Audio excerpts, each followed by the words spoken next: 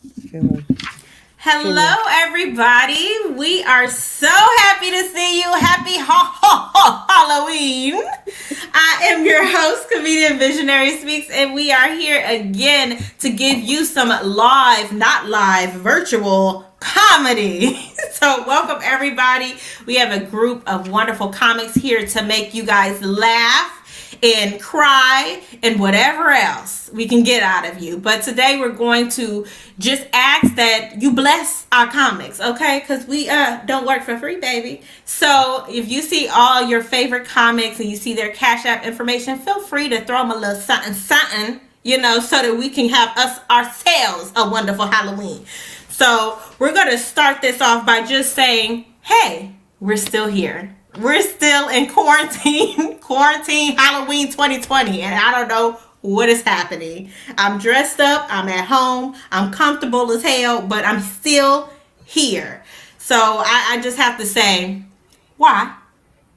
Why? Just why are we here? I don't understand it. But beyond that, y'all can get all this zhuzh. Hold on, let me dip it down so y'all can get some little zhuzh in my panther action, baby. Go ahead, get you some. Yes. Yes. Come on, Queen Pantherette. You know I YouTube this makeup. So it's not what it was supposed to be. It was not. It's never what it's supposed to be. It's always some white girl on YouTube saying, it's so easy, you guys. Just 4 easy steps and you'll look like this. No, bitch. It is multiple steps, multiple redos, multiple why did I do this to myself? And black don't come off that easily. So yeah, it was just multiple retries.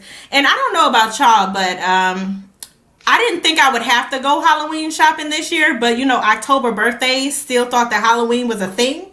So I had to go get a costume, right? But they took out the dressing room, so you can no longer try on the outfits. Now, if that isn't Halloween horror, bitch, I don't know what is. I was in there like, is this an actual large or a prospective large? Okay, I need to know. If this is a 12, 14, 16, bitch, I was up there opening up bags doing this. What's the stretch limit on this shit? Okay? Because I'm a lot of woman. Okay? I'm a lot. And I've had some struggles in the past with just taking things home and not trying them on. That's why I can't really fuck with Amazon clothes. But I looked at the stretch limit on this, and I got the largest size, and I said, you know what? If it work out, it work out. If it don't, bitch, boom, bye. They gave me a credit to take it back.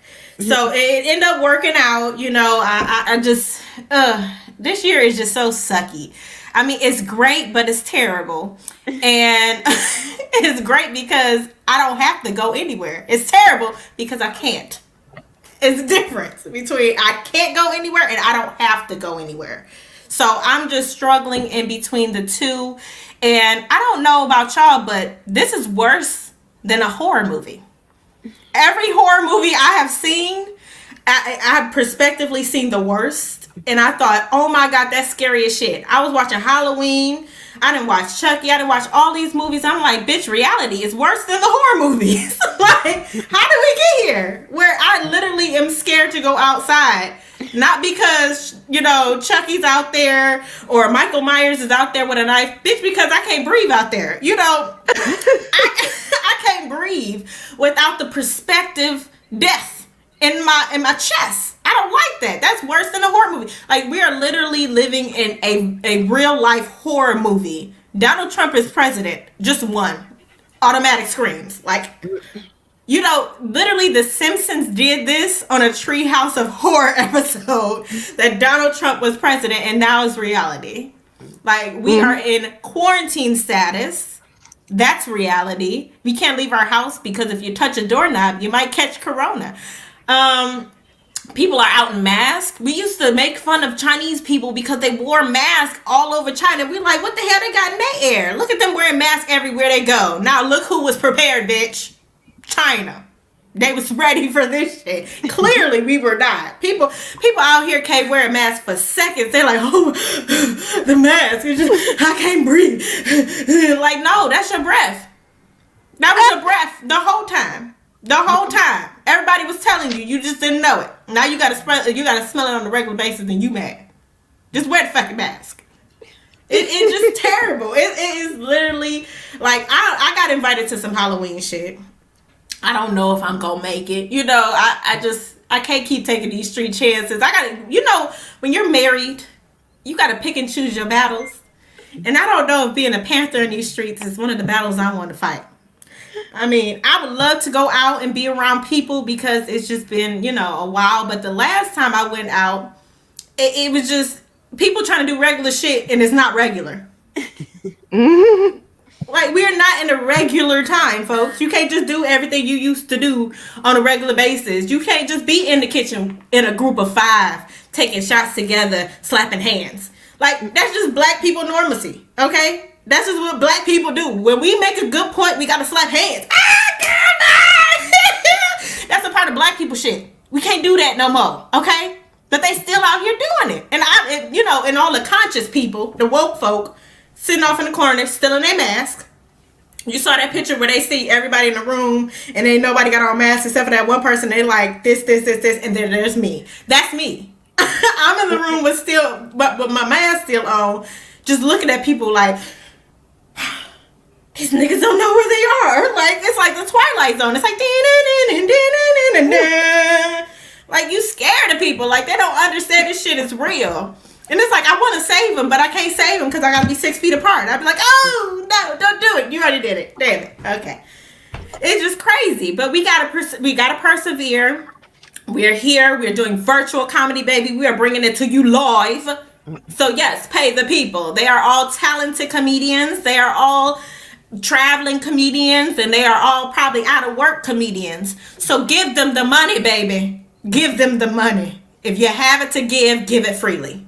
If you don't, prayers to you in whatever situation you may have. But we're going to get the show started, and we're going to have a great time. We got an excellent lineup of comedians, so go ahead and clap virtually from your homes, yes, because we about to get started with our first comedian of the morning, of the afternoon, of the evening. I don't know where you are. I don't know what time zone you're in, okay? So we're going to start out with comedian Veronique, baby. Come on, give us all the zhuzh. Everybody give her all your virtual snaps and kiddles and caboodles, okay? Yes, bring it to. Thanks. Really appreciate it. Thank you, Visionary. Thank you, guys. So I have been on a spiritual journey since being in quarantine. I found comedy in March, and quarantine happened the second week of March. So it's been a trying time, but I've managed to rid myself of certain things. I started doing yoga 4 times a week. I've ridden myself of a lot of reality TV shows, including Love and Hip Hop. But in my spiritual journey, I found that the church got its own gossip too, okay? I didn't grow up in the church, so I ain't know that the pastors was out here wilding like they be doing. I see that there's a lot of pimping from the pulpit. If you look at Pastor Jamal Bryant and John Gray, they love a good woman until another one pull up. Pastors and Hodem. I really appreciate that. I just wish they wouldn't keep, putting their wives through it. That's all. But no more John the Baptist, bring in John the Thought. You got to shake it up. You got to keep it fresh for the congregation. Gen Z is going to be on that. So, side hoes be for all, But yeah, like I found it so funny because I remember that John Gray and his wife was actually on that Black Love series on OWN, but he keeps managing to like show how with all of the helping him grow up, the building him up, that he can't even keep it in his pants long enough for her to even feel comfortable. I'm like, I know she signed up to be in a marriage with you and Christ. Now you Christ and whatever hoe you wanted to let hop on the peen at the moment. Just because she was honest about wanting to hop up on it. I need you to chill out. He reminds me of motherfuckers that never got pussy. And now he got a little bit of power. He want to dip and dab and everything. He don't know how to act. See, that's why you need to be a hoe in your 20s. You be trying to settle down that early because you got called. You know you can put the call on hold, right? You can put the call on hold. Shit, over here making this woman look foolish. She out here looking like the tiniest of the religious world. Dang, he want to be T.I. that bad? I didn't realize that he was that deep out there. You know, I guess he's a prophet for some. I just never thought I'd be a part of well, I guess I'm not a part of a church that would do that, but I am a part of y'all's gossip. So thanks for that. Y'all want to be on Lipstick Alley? I'ma read it. But yeah, I started getting into yoga 4 times a week because I realized after a trip to the Museum of Sex, they have this like bouncy house and it's made to look like titties. And these knees, they were not on Meg the Stallion at all. Those knees needed rehabilitation. So for 4 times a week, I am now at Meg the Stallion readiness. So whenever I get into a relationship again, the dick ridage will be stupendous, you know. But I found it, I guess, in me wanting to be a little bit more active with my body and wanting to kind of, keep my health in order since, this COVID is, running around, even though our president is trying to act as though it hasn't, even though he tested positive for it. And I mean, how dense do you have to be to believe that just because you had the opportunity to have all of the experimental drugs that the lay person won't have, that everybody could just beat it? Yeah, it's nothing. It's nothing. And then what was this birthday promo video that he tried to put up, trying to show how he could breathe through his nostrils? It looked like he was about to do a little like promo video, like he was going to Dubai for his 50th. I'm like, sir, why is this the thing? You had COVID. Your wife still has COVID. That's why you got her little body double running around here. You think people ain't noticed? I didn't, but I'm thankful for the eyes that did. Because honestly, rich white woman to rich white woman, y'all look the same to me. Yeah, I can't call it. If you ain't Beyonce or Rihanna, I don't see a difference. Like, but I found it even more funny that Chris Christie was like, I really shouldn't have gone to the rally. I really shouldn't have gone to that rally unmasked and all of that. I'm like, you sat there after a full-on corruption probe for what he did with MTA, and you thought that this man and you thought that this man that let y'all go through that after he had supposedly tried to promise you some, little offshoot position within his cabinet, that he would not subject you to any kind of fuck shit. Well, I just don't understand at this point. Like, how do you not recognize that he will lie and lie to keep himself from losing any more money? That's all it is at this point. It's not even about trying to get votes. He's been trying to lose the vote for I don't know how long. Y'all won't let him leave. Y'all want to stick y'all's flag into that stupid ass fucking hill. Like, are you kidding me? Let alone talking about Amy Coney Barrett. I was so upset that this bitch even got confirmed. You mean to tell me that a woman that doesn't believe that the N-word makes for a hostile work environment can be on the Supreme Court? I guess it doesn't make it. I guess it doesn't make white people hostile after they say it, but I know it makes me hostile when I hear it. So I feel as though, since y'all only have to take into account that y'all's feelings are the mainstay, then I should get 5 minutes with you outside. Like, if you're gonna use it, I should get 5 minutes with you outside. Sans police. No police calls. It ain't no help for you. Not a lifeline, nothing. We gonna go for it. I'll be your nigga then. I'll be your nigga then. But it's just been a crazy time trying to figure out how the Democrats are going to figure a way around this new Supreme Court justice confirmation, because they figured out a way to make sure that Obama couldn't confirm anybody for 200 plus days. You get it 7 days out from the election. Come on, you gotta. Where's the judge? Where is the juke? I need y'all to actually have some sneaky tricks. I'm sick of this. I understand y'all want to be good and wholesome and abide by the law, but that's not where we're at right now. I need a little anarchy, okay?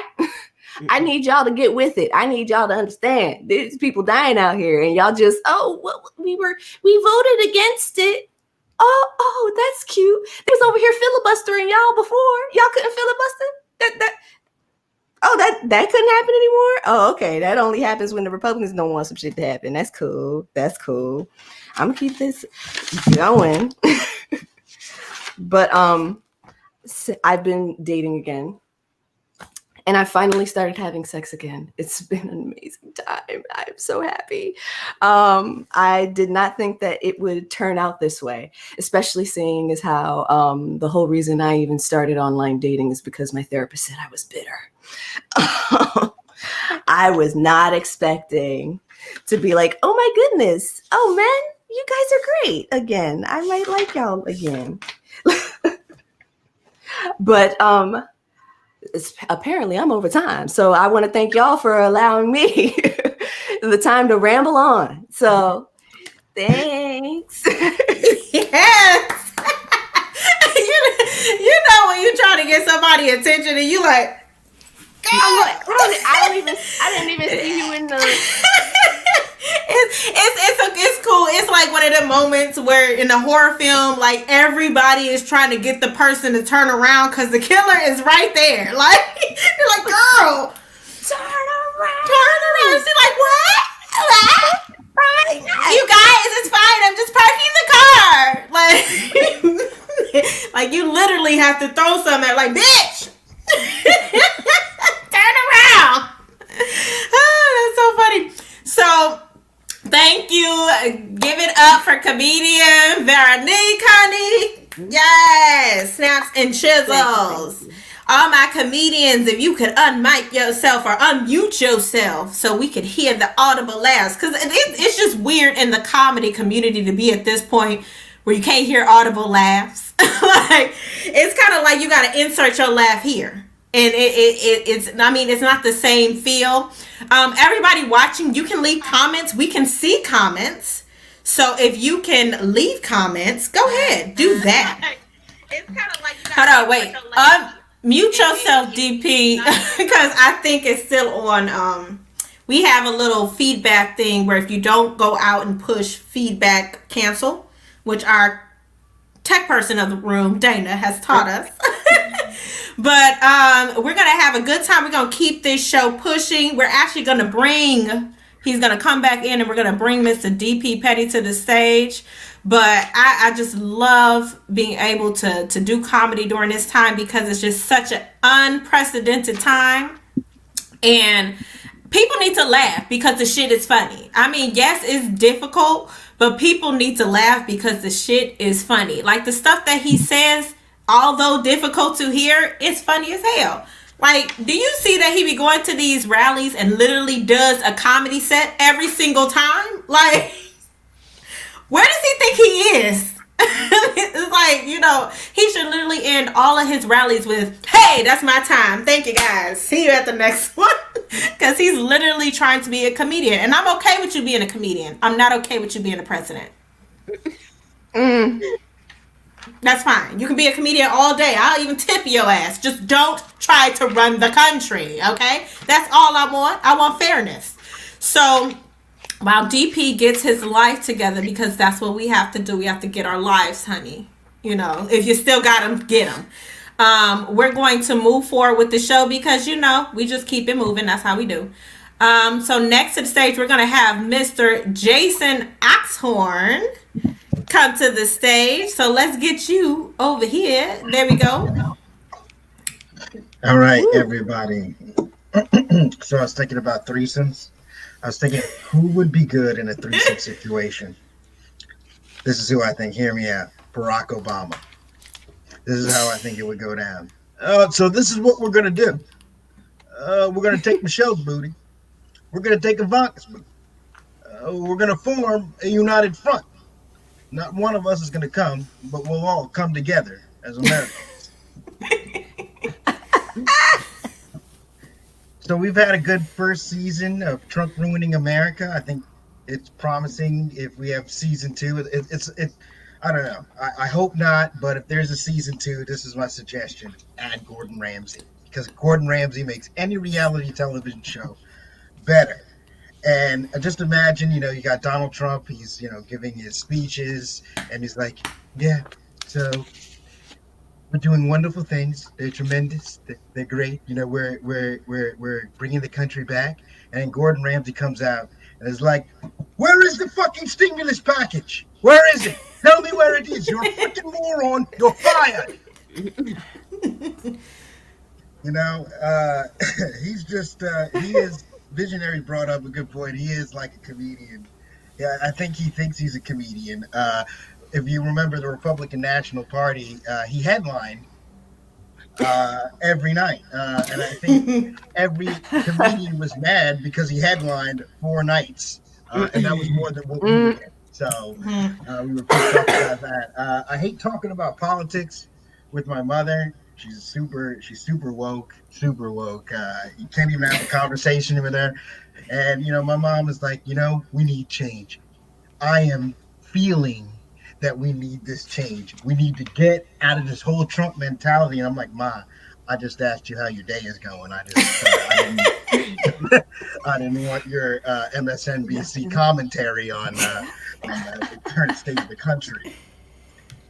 But there's a lot of podcasts out too. Like I'm sure half the people in this room have their own podcast. At this point, a podcast is like a 90s rap mixtape. Like you dive out of the way from a podcast. Like people dropping DMs. They're just like, "Yo, man, what's going on? How you doing?" "I'm doing good, man. Hey, man, check out my podcast. It's on every Tuesday." You're like, "No, delete, block, unfriend, please. I don't want to be a part of your podcast." There's a lot of woke people, I think, in a lot of unwoke situations. There's this girl, true story, on Facebook, was posting about how brave she was, because she went outside and she had frizzy hair. She was white, and she had frizzy hair. I'm gonna just say, being in the military, that's brave. I believe being a police officer in these times, that's also brave. Melania Trump having to go down on Donald Trump, that is also brave. But frizzy hair on a rainy day, that's just unfortunate. That's not, I don't think that's brave. I don't know. We got really, really silent. Maybe we got a lot of sisters in the room. Maybe that's not funny to them, but I thought it was funny. Hip hop abs. Anybody heard of that? Oh, yeah. Yeah, I know a lot of people, especially black people. We heard of hip hop abs. This guy Sean T. His method was to tilt, tuck, and tighten. I don't know about you, but I would see this at 2:30 in the morning. The last thing I want is a bald black guy asking me to tilt, tuck, and tighten. Not laughing right now. That's a jail reference. So, just thought I'd clear that up. So we just had Mischief Night or Goosey Night, different names. I don't know if you guys are familiar, but in New Jersey, we have Goosey Night, Mischief Night. That's where the white kids go around and deface people's property with toilet paper and shaving cream. I feel kind of like left out because of the climate right now, because my house was the only house that didn't get it. Uh, I felt like it must be because I'm black. Like they're afraid to egg my house because I'm black, and that there's going to be a march now. And that's how we're kind of like beaten into submission, I think, with racism, that we almost expected it and almost get offended when we don't. For example, I used to commute into the city from Jersey to do shows, and I would sit on the bus, and the bus could be packed, and sometimes people did not sit next to me on the bus, and I would be offended. And like I could tell, like especially the young white girl was always afraid to sit next to me. I think they would look, and the bus could be packed. I've seen women stand on the bus to not in order to not sit next to me. And then I realized, what the hell is the matter with me? I got my own row. I don't even like people sitting next to me on the bus. I should be grateful for the racism. Racism does have its perks. Well, this guy over here is kind of like smushed into the window. I can sprawl out and watch my Netflix shows, so I don't have to worry about being smushed in the corner. I think I've been beaten into submission with racism. I have the privilege of being mixed race, so I've had instances where people, they're like, I'm blacker than you. I had this happen to me, and the guy was white. And what was offensive about it was he wasn't just white. He was wearing a polo shirt, Dockers, and some penny loafers when he said it. Like, you can't get no less black than that. My dog even questioned. I had a beagle. True story. Had a beagle question my blackness. She would like Tiffany Haddish on me, and she peed the floor while staring me directly in the eyes. She was like, "Yeah, that's right. I'm gonna pee the floor, and you know what you're gonna do? You gonna clean that shit up, cause you ain't gonna do nothing, cause you ain't nothing but a straight up bitch." And then I was like, I don't know. I guess I am. Let me go get the paper towels and go clean this up. You run the house. Apparently, I'm not black. I got to go on Google or Amazon to see if I can buy some more blackness. I don't know. I ran out. I don't know how I'm doing for time, but I'm going to end it right here. But thank you for the time, everyone. Woo! Yeah. Thank you, Jason. I had to stop the clock. You're only 16 seconds. That's good. That's really, the time is good. That is some good time. We talking about like going places and being on the bus and not having to share the space. I don't know. One thing that I don't, I just have to bring this Jesus buck. Yes, come on, jigaboo. Right? You got to do the dance. If you have not been watching Lovecraft Country, what is going on with your life and why? I can understand if you don't have the subscription, baby, but we can steal cable. So there's no reason why you are not on your mama's account, on your auntie's account. I have all the channels according to somebody else's bill. Like, it is great. So Lovecraft Country is amazing, and it's some I think they're jigaboos. They are jigaboos, baby, and they are doing full ballet moves. They are just, yes. They scared the shit out of me. Okay, when I tell you they scared the shit out of me when I was watching it, it's one of those things where, like, I don't know how many scary people out there. I'm a scary person, so if I see something scary, it's gonna scare me. Okay, later on at night. We got the echo, so I'm gonna just. Oh wait, it's not Roma. I love her, but every time I bring her, it's an echo for no reason. So make sure you're muted if you can't. If you got the echo effect. Miss Dana has already done the tech drills here, people. We got to stay on top of this. But my mind, I think I have too much of a vivid imagination, right? So if I watch something, almost 100% for sure, I'm going to see that shit later on when nobody's around by myself. Am I the only one? Like, no. And I kind of make that shit happen in my head. Like, I'll be like, don't think about this. which is actually thinking about that. So like when I seen that episode with the Jiggables, I'm thinking in my head, like, I'm going to turn around. She's going to be right there doing her dance. I can't walk around the house without a light on. Like, literally, have you ever been walking around your house and you just turn on the light automatically? Like, you just running up all type of light bills. Just every light has to be on in every room that I'm in, because my mind will start to get, real imaginative, and shit will start to pop up, or I'll start to see a shadow, or I hear a creak or a sound, and no, I can't allow that. So I just turn on every light. So my light bill is like $300 because every light is on at all times. I'm one of them people that can't go to sleep without the TV on. Like, that's how terrible my mind is. I mean, thank God I have imaginative, 90s imagination where my life is a platform of ideas.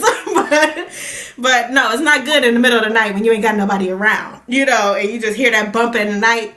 And you hear it on every Halloween special. They always got a bump in the night, and they go investigate that shit. What? If there's a bump in the night, I'm about to investigate my car, bitch. I'm out of here, okay?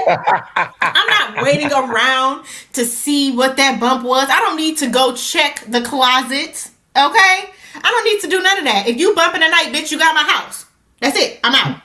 This house is your house now, I guess. I watched a whole Halloween movie, and all they did was check the bumps and the sounds. And I'm like, why do we keep doing this? Why do we keep checking bumps and sounds? Half of y'all get a bump on your body, you won't go to the doctor for years. But you check every fucking bump in the house on a Halloween movie. Like, I don't understand it. I'm actively against bump checking unless it's on your body, bitch. Get yourself together. Health is important. But in a house, no, I'm good. Okay? I'm good. So we're going to keep this thing rolling. Like I said, we are all traveling in quarantine comics. So if you see somebody's Cash App, pay the people. Give them $1, give them $2, give them what you can get, just to get them going, and say thank you for giving you this comedy, honey, because comedy is quality. All right. So next up, we have Mr. DP Petty, and he is coming here straight from Europe. No, not Europe, the lands and sands of the older days. So I'm about to get real remember the times in this bitch. But let's get him up here on the stream, Mr. DP Petty. I don't understand how you can be black and not understand where Egypt is or how to say it. I know. It's a struggle. I digress. It's a struggle. Europe, here's Egypt. The thing. Europe, yeah, you know what? The colonizers have gotten to you. It's okay. That's why I'm here. So I'm going to let y'all know a little secret off rip. This is regular me. This is just the one night a year I get to come out and be extra black. Alan Payne and CB4, fuck all you whiteys black. I'm an immortal. This is my favorite time of year because I get to go out and hit white people in the balls and say trick or treat, and they'll still pay me in candy. And I'll give it to my kids and teach them in the entitlement that only white children get to know from birth. It is an amazing thing. But I digress. Listen, your age. I can't Egypt, bitch. Like, damn, I don't get it. It's hard. It's struggle. Yeah. I've seen your husband. Listen, everybody is on this whole political thing. I've been around a long time. I come from a time there were no elections. It was just me in charge. That's just like my house right now. That's it. Y'all complaining about which white guy is going to tell you what the fuck to do for the next 4 years, and then complain if someone else doesn't want to go pick that white guy. You're like, oh, if you would have voted, this wouldn't have happened. I'm all bullshit. Because for the same cycle has been going on for, I don't know. I'm not good at math. It's old Egyptian math. It doesn't equate to European math, but I just know you motherfuckers have been expecting change for a long time and y'all ain't getting it. So stop it.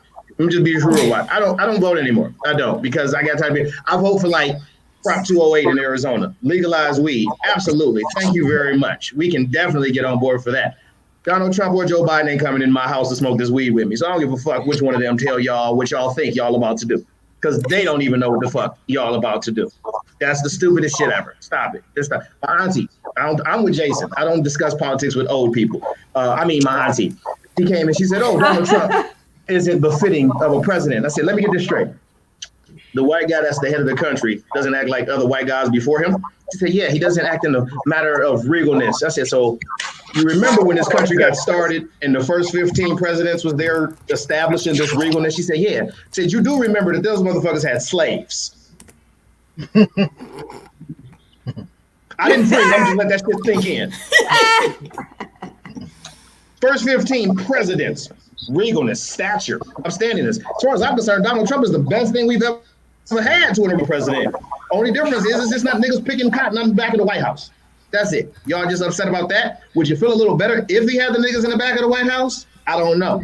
I pretty much feel, hey, at least I know what I was getting into. I know when I'm going to tour those memorials, I might see my cousin making an honest day's living now. That's just what it is.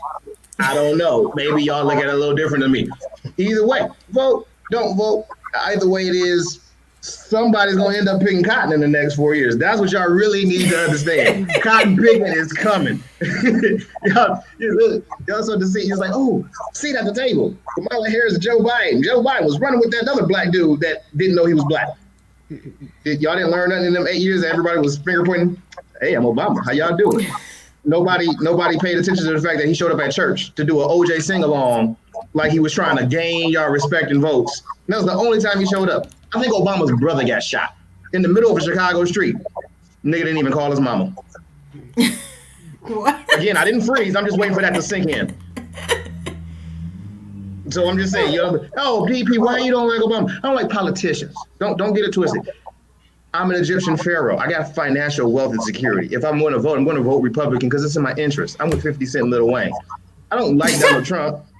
Okay, it's not a thing about voting for Donald Trump. I vote for my interest. I can give a fuck what Donald Trump does. I'm not going to be your Queen Anthony, Michigan J. Frog, sellout nigger because I don't vote for Joe Biden. So fuck you, Joe Biden, telling me where my blackness stands. I've been black a lot longer than you've been old, and you've been old a long fucking time.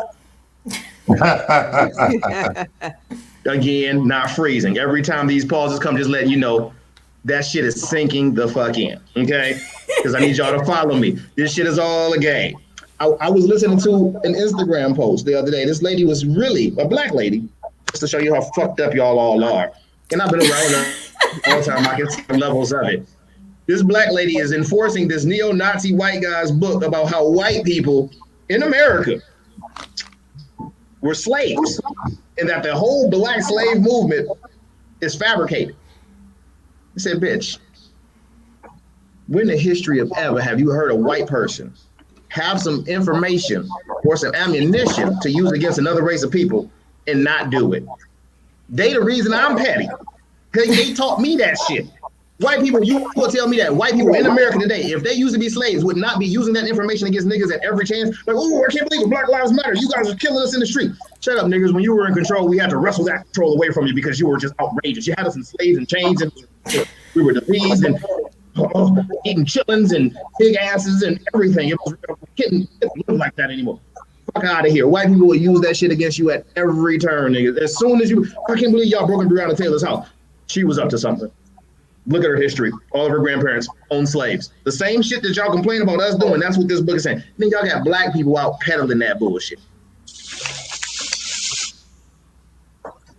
That's a slightly longer pause because then y'all don't understand why I get mad when y'all be like, oh, why you don't vote Democrat? Lyndon B. fucking Johnson told you niggas y'all was going to be voting Democrat for the next 50 years. And what do y'all do? Michigan J. Frog it all the way down to the election. Just don't vote. Just don't vote. I'm not saying vote Republican. I'm just saying just don't vote because they gonna pick who they want regardless. I don't even know how long that is. I just feel like it's pretty long-winded on the fact that y'all would be so much smarter if y'all shut the fuck up with your opinions. And your opinions are your vote because they don't care. This shit was not set up for anybody melanated. This is who should vote. This is who should not vote. Because this vote is the only vote that matters to these people. This vote doesn't exist. This is what we need to get back to, people. I'm not even on no comedy shit no more because it's not funny. It's sad. It's sad.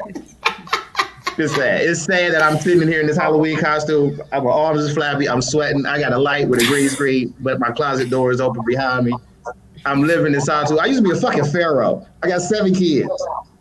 I'm living in solitude and destitute. I'm in this office because I'm doing an open mic, and my wife said, if you're going to be around other people, you got to quarantine for 14 days. That's just her way of saying she don't want to fuck me. This is depressing. So I'm in this room, I'm on this rant, and that's what this rant was. This was just my way of letting y'all know I'm fucking crazy. My room smells like hand vagina because there's that much masturbation going on. I made that shit up. I made that shit. She won't let me leave the room. I can only, like, they got me like a prisoner. There's a piss bucket. There's a literal piss. I would show you, but it's disgusting. I have to just push it out my room. I feel bad for my daughters because they got to empty that shit. I've been in this room for 3.5 weeks. Quarantine only supposed to be 14 days. I'm pretty sure I heard a nigga upstairs in my room right now, but I'm scary. Good God. Thank you, Mr. DP Petty, for that wonderful selection from the Hotep Mail of the Week. That was some real shit. Oh my God. You just sit there and it's always one that's just like, fuck everything, fuck the system, fuck, and he's usually wearing a Pharaoh's costume. Ain't that my bitch? I love it.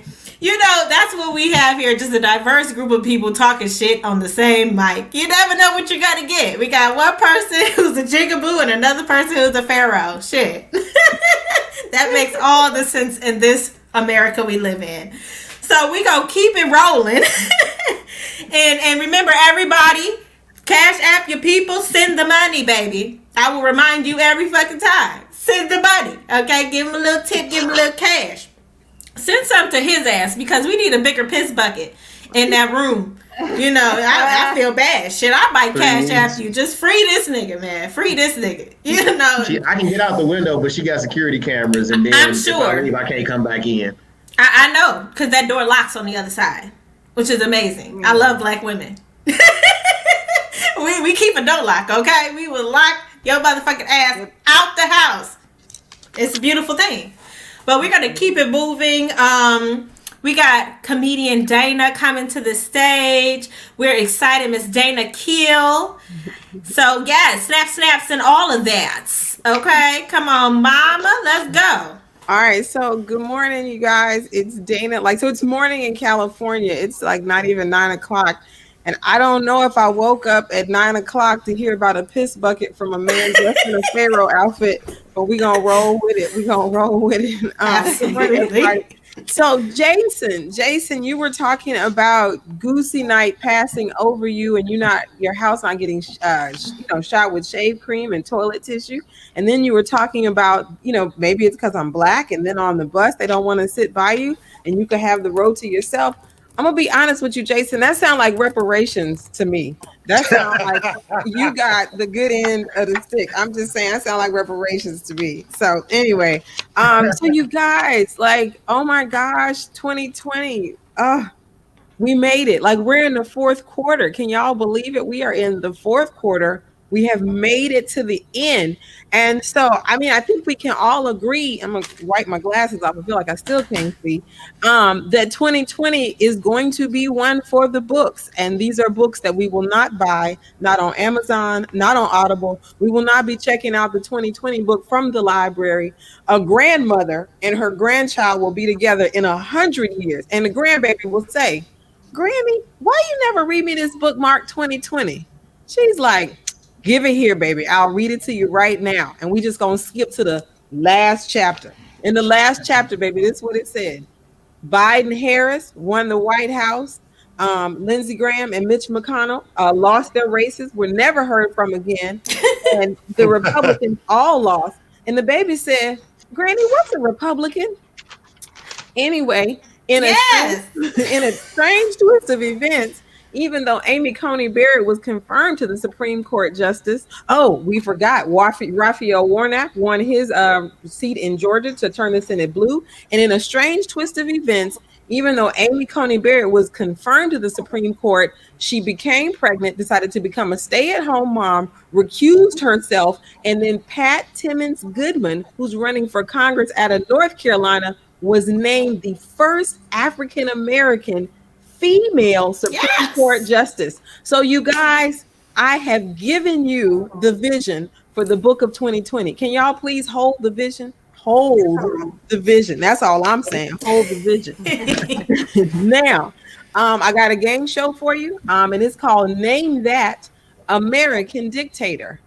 who, after pushing Handmaid's Tale onto the Supreme Court justice, closed the Senate for the rest of the year till 2021 and discussed no stimulus, who went to the March on Washington in 1963 and was affected by nothing that Martin Luther King said and nothing that went on there, Joe and Biden. who got to Congress and got to DC in 1967, got elected to the Senate in 1984, and has been there every fucking since.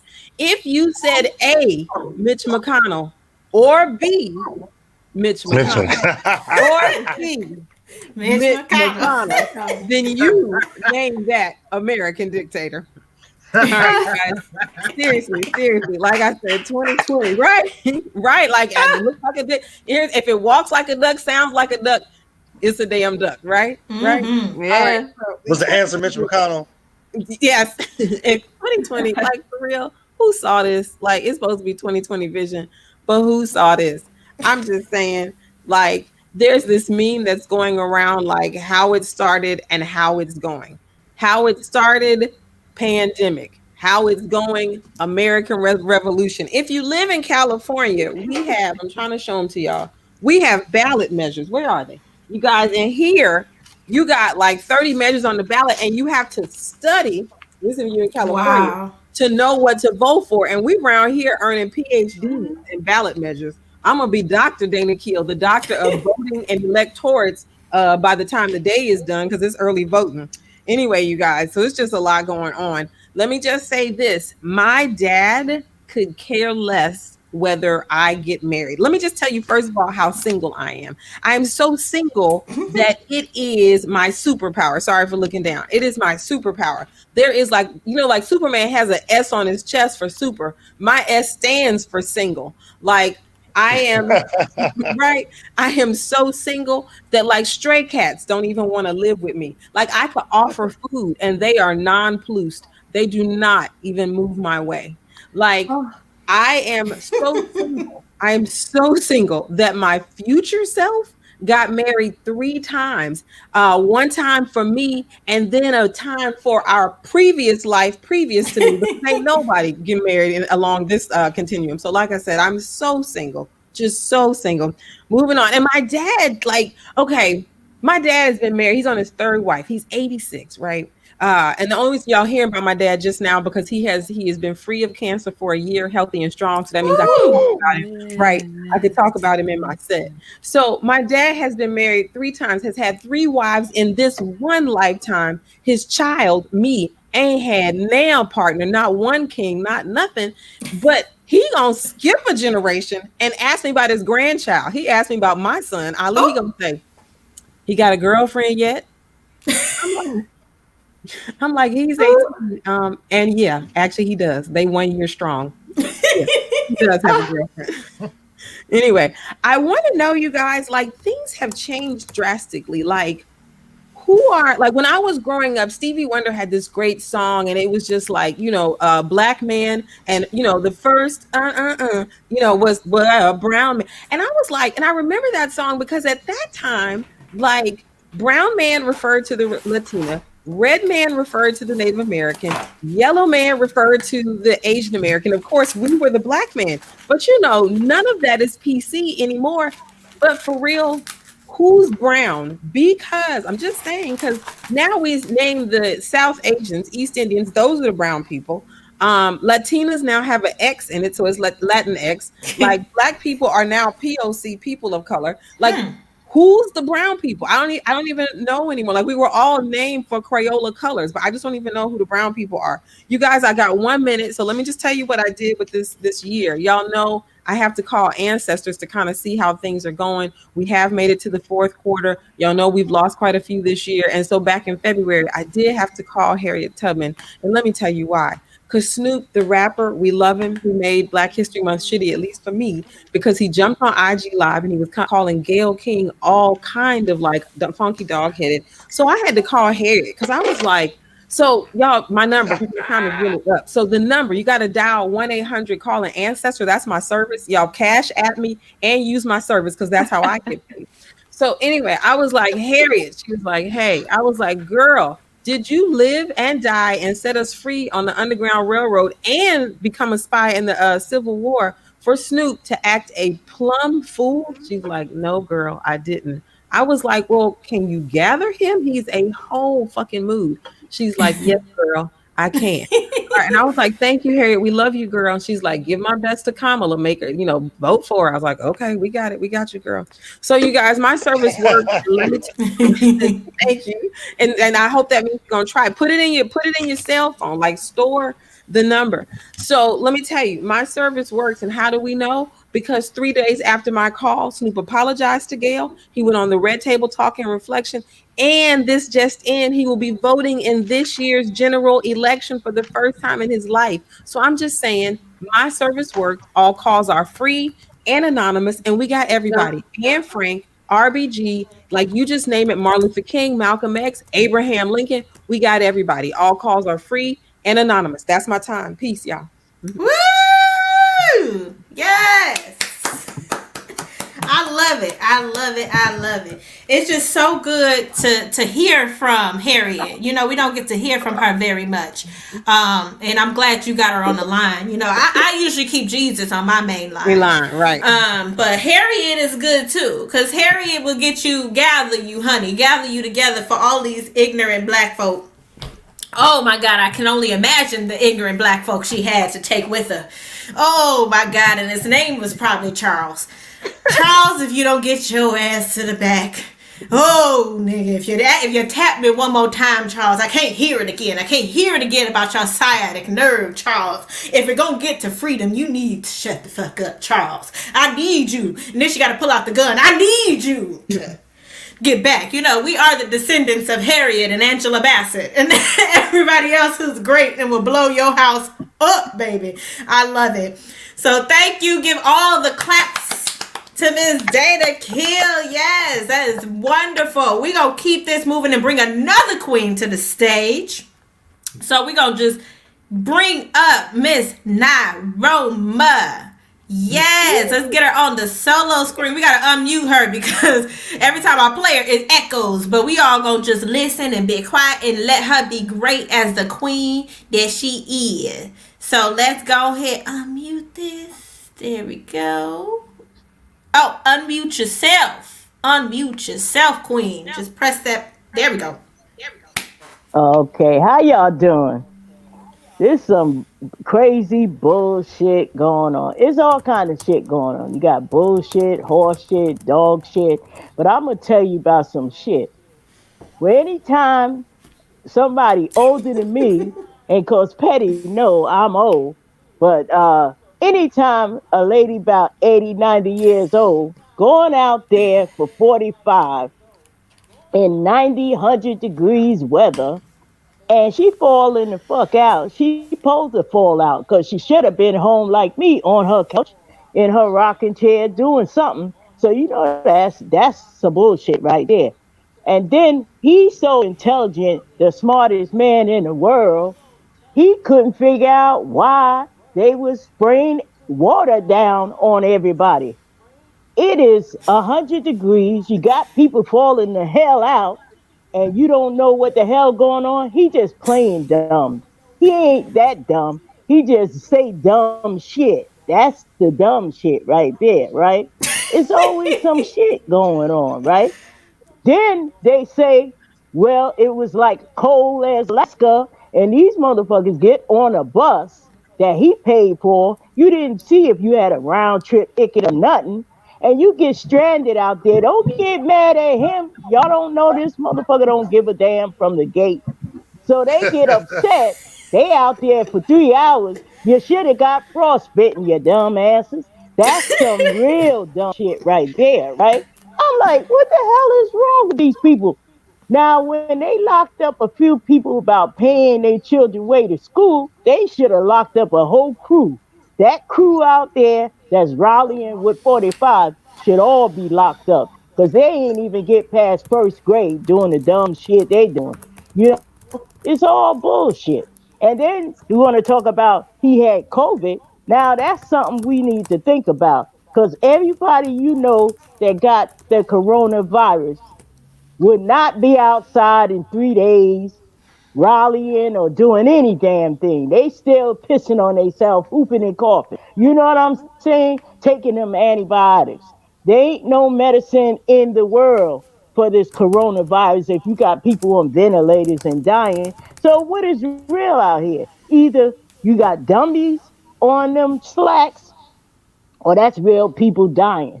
If people come on the news and say people are sick and all these people dying, maybe not all of them, but enough of them dying to say, stay your ass home, wear a mask when you go outside, stop breathing on people. You know, you can't breathe on me. I ain't got time for it. I look at them when I'm in the store. I was like, give me 6 feet. If they don't read my eyes, I tell them out my mouth. Give me 6 feet, dumbass. That's some dumb shit you trying to do right now. You trying to get hurt over here. Because I'm fighting for my life. And I don't know what hotel, what he talking about, don't vote. Vote. I'm going to tell everybody to vote. I don't give a damn if you think it don't matter. Tell him. This shit right here matters. What the hell is going on right now? All our people getting shot down. He don't give a damn. He got the little children in cages and all that. I don't care who else did it. Right now, it's being done. It needs to be stopped.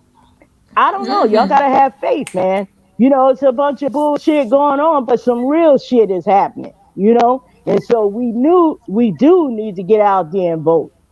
And if you vote for him, you get what you get. I'm not picking nobody's damn cotton. So I don't know what y'all talking about. You better get those motherfuckers that pick out their damn nose to pick some cotton. They some good pickers.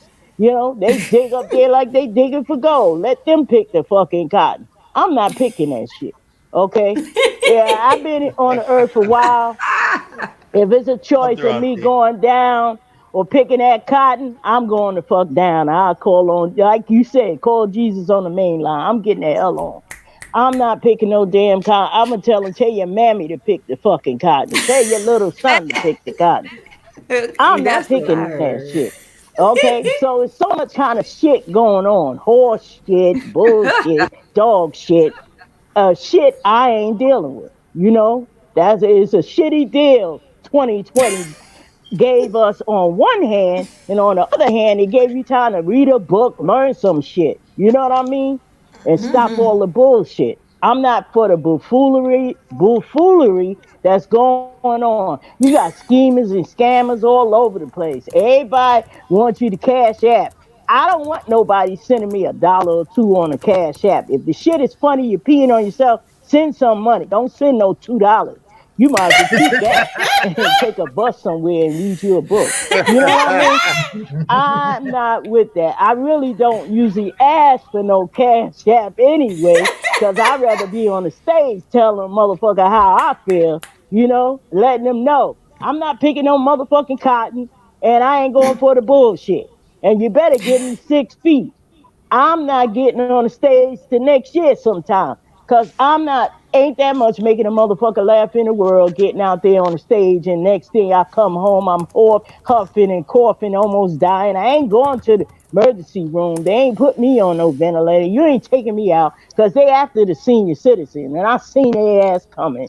You ain't coming for me. You know, I ain't going for it. So since I'm out of breath, I gotta laugh at the bullshit. I'm telling you, there's always some bullshit going on, visionary and all y'all in there. Yes. I enjoyed everybody, and I'll see you on the next round. I'm out for now. Thank you for having me. Yes. Yes. Give that queen a hand clap of praise. Yes. Y'all know I love me some sweet chocolate. That's sweet chocolate right there. Love her to death. Even with the echo, she's amazing. Gotta love sweet chocolate.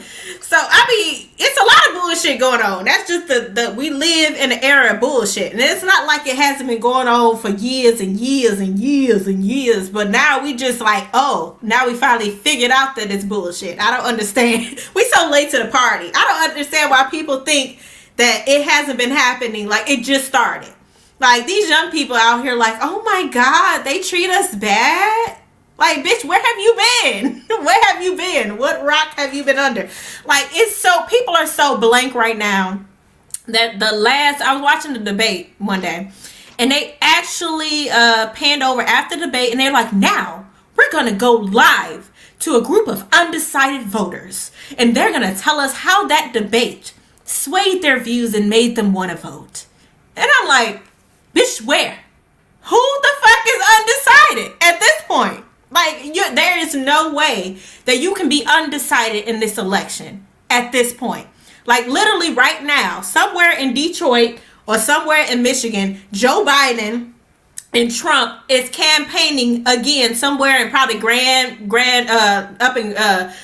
up in ooh, Jesus, my brain. That's how I got that Europe and that Egypt mixed up. But they're up in Grand Rapids, they're up in Traverse City, they are over there in Royal Oak with all the rich folk, campaigning to get people to vote for them. If you are still undecided, you need your ass whooped.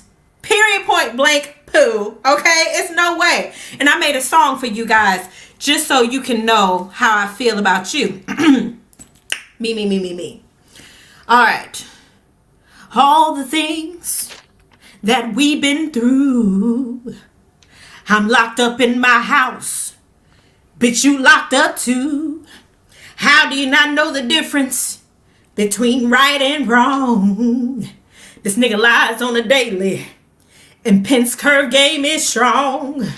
Oh, stop posting bullshit.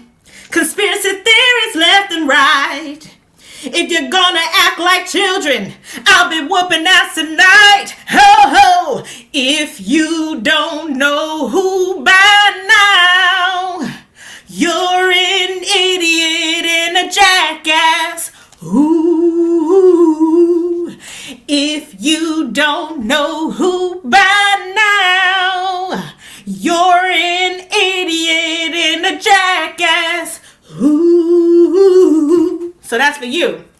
If you don't know what's going on, you need to get your shit together, okay? Wake up. Wake up. You know, I hate to go Spike Lee on your ass, but wake! Oh! So we can get on with this shit. I'm tired of being in my house. Next up, I'm just so sick. You gotta literally Spike Lee their ass. You gotta run to the camera, go straight, even though the camera will be panning down on you because, you know, Spike Lee angles is up the dick. And you just have to tell people, get your shit together.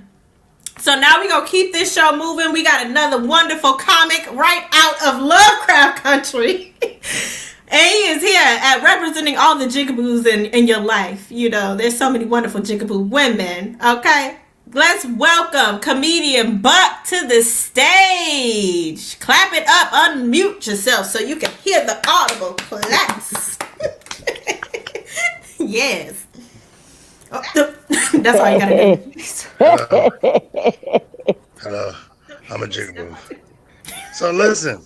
So I did my jig thing because I wanted to get in the front line at Starbucks to get my coffee. And when I got to the line to order, she was like, "What are you supposed to be for Halloween?" And I was like, "Oh, bitch, I didn't know today was Halloween. Let me get my coffee." That's my black privilege. I just wear this shit because I ain't right. Fuck you. Give me my coffee. I wrote a song. I also wrote a song, but if you guys get a chance, I want you guys to wait about 2 days and then download my new book. It's called Butt Cheeks in Bottles.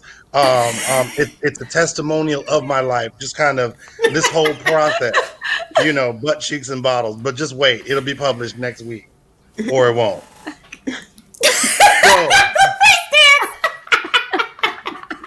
So, I also decided I want to talk about a couple of things because I'm enraged also about 2020. You know, they're talking about how many deaths that COVID has claimed, but we haven't talked about one important thing: the number of dolphin rapes in America. Did you know that dolphins have raped more people than COVID has claimed this year? Yes. But nobody's talking about it. Nobody's talking about it. All right? Blue lives matter, black lives matter, but these dolphins are out here raping people. What is that about? Have you guys ever seen the blaxploitation film Blackula? Yes. Yeah. Okay, so only 3 people. So I'll just skip that joke. Um, the poem that I wrote for Hallows Eve is this. The poem is called The Pumpkin Patch. And for y'all woke niggas, this is for y'all. Can I get into your pumpkin patch? If I was Jack Skellington, your king, could I touch your patch in the spring? Or do I need to wait for the fall to get into your pumpkin patch? Can you scream like Blackula scream, or will you let me enjoy your pumpkin patch? Thank you. That was an original piece by the last thing I just want you guys, I want to touch you guys, your spirits, with this. You know, I recently gave myself a Brazilian because I wanted to see how that shit feels. I wanted to see what the fuss was about shaving off all my pubic hair because I discovered I had one gray one. I'm Caribbean and I'm naturally hairless, so I only got about 6 or 7 of them, and one is gray. So I just wanted to shave all these motherfuckers off. I shaved them all off. And when I looked down at it, I had to go into the mirror so I could see the reflection because I had to move my gut around. When I looked down at it, my dick looked like a dead elephant in Thailand. It was just laying there. It was crazy. The balls looked like just where tusks used to be. Things just didn't look like they were working. Normally this joke hits and I'm kind of offended.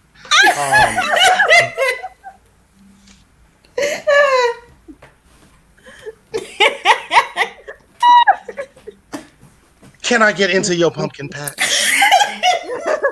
Come on, call back. Since 2 of my best jokes aren't working, I just want to touch pumpkin patches.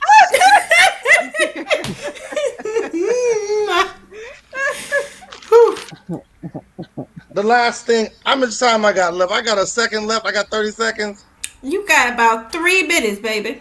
Oh shit! Oh shit! Okay. I guess when you're a jigaboo, you're also not prepared. But nah, they was fully choreographed. They was prepared. I mean, this is my interpretation of if Rick James was a jigaboo. Like this is what he would look like. You know what I'm saying? Just mad. You know, he's just walking through the neighborhood slapping bitches. Just like, I'm Rick James and a jigaboo, bitch. You know what I mean? That's what it is. The word of the day is a Caribbean word or an old English word. It's called trampoosing. Trampoosing. All right. I don't know. It just sounds like a word that you should use. You know, if you just got your EBT card and you went to the grocery store and you saw your homegirl for the first time. Girl, how you doing? Bitch, you know, I've been trampoosing all morning, girl. You know, I ain't even go to work.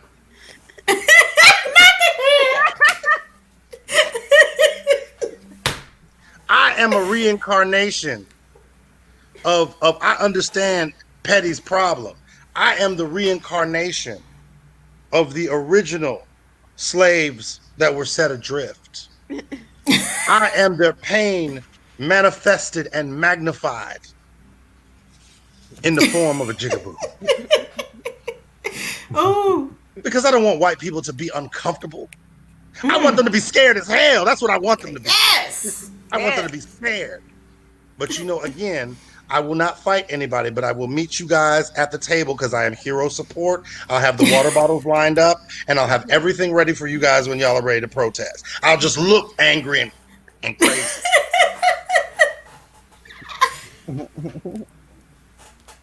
I also, too, Dana, have a hotline. It's 1-800-CALL-A-JIG. A boo. Just like that. 1-800-CALL-A-JIG. A boo. You know what I'm saying? And it's not for people being boo shit. It's not for people being jigs. It's just if you just have some nigga shit and you just want to put it out to the world. Yes. You can just call the hotline. The ancestors will not be answering because, you know, they have been furloughed due to COVID. So a few other people, Kamala Harris will be standing by to answer some questions.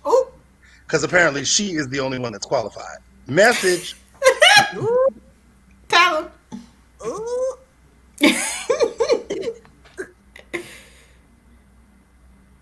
Thank you very much. My name is Buck, and this has been wonderful.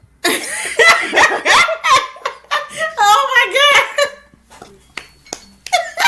It is the head wrap for me, okay? It's the full head wrap for me. Because every time he just... That's what got me. Abu. Jig, Abu. Abu. You know, I'm a 90s baby, so all I heard was jig, I love, jig, I love. Hey, Tracy, what? Oh, God. R.I.P. to children. Because clearly their life is not the same. Oh, it just... When I look back over my life, that does sound like a gospel verse, like I was about to give it to Jesus. Like when I look back over and I remember, yes, being able to go outside and being able to play on the street, Jesus. I remember, Lord, being able to ride my bike, Lord, up and down the street. And my mama would tell me, don't you cross the street, girl. Because if you cross that street, girl, I'ma whoop your ass. And you won't be able to go out no more. I remember a 90s baby dream when I could go outside and imagine that my mud pals was actually cooked pies. And I had a great time because I was imagining things. I could play with dolls for hours. Because I could think that doll was like another person. And she was getting introduced to Ken. And Ken loved her. And they were going to go off together in the shoebox house that I created, Lord. And it was good, Jesus. We could play tag because we knew how to imagine. Yes, the floor is lava. Yes, the floor is lava. Don't you step on it. Don't you step on it. But these kids today, they can't imagine no more because the game is so vivid. And they're all stuck in the house. And they don't want to go outside. But I remember a day when we would go outside and only come in when they told us to. And not when our bodies got tired. I remember a day when you could actually walk to the store. And you could walk your ass to buy your mama some cigarettes. Because they did not check the age, Jesus. They did not check the age. If the dealer knew your mama, you could buy whatever you wanted. Yes. I remember that day, that beautiful day. Hey, Viz. Hey, what'd she say? She said, "Oh, that's Karen's daughter. Go on and get them Walmart." Oh, you with my Karen's daughter. That is Brenda's baby, right? Yeah. That is Brenda baby, and she will come back. Just tell her, go ahead, put it on the tab. And get her on the tab. That's Brenda baby. She good. She good. Just make sure. Tell your mama I said hello. Tell your mama. hey, Viz. This is the conversation with the mama at home, and she's smoking that long 100. Yeah. Baby, go to the store and get mama some cigarettes. Baby. Go to the store and get mama some cigarettes. Yes, I'm running low. Okay, yeah. I can't do with this. Cigarettes left. Yeah. And close the door. Don't you let this inside, in here. Okay, you're letting my heat out. You're letting my damn heat out. So close the damn door. And tell Gerard he still owe me $5. He still owe me $5. Oh my God. And if you and they didn't even care. If you see that nigga Jerome, you tell him I'm looking for him. I'm looking for him. Oh, I miss my childhood. It's just such a good time. Well, coming to the stage, you got another amazing comic. We're going to bring another queen to the stage, baby. All the way, and let me see if I can get this right. Washington, correct? Yes! Come on, memories. So good.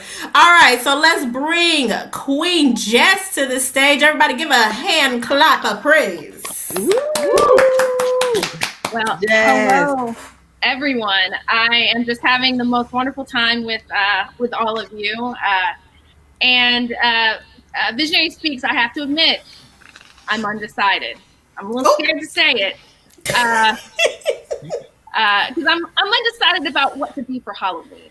There you go. And technically, I have until this evening when trick-or-treating starts with my 4-year-old to figure it out. I was just going to be a bougie black mama getting through the day.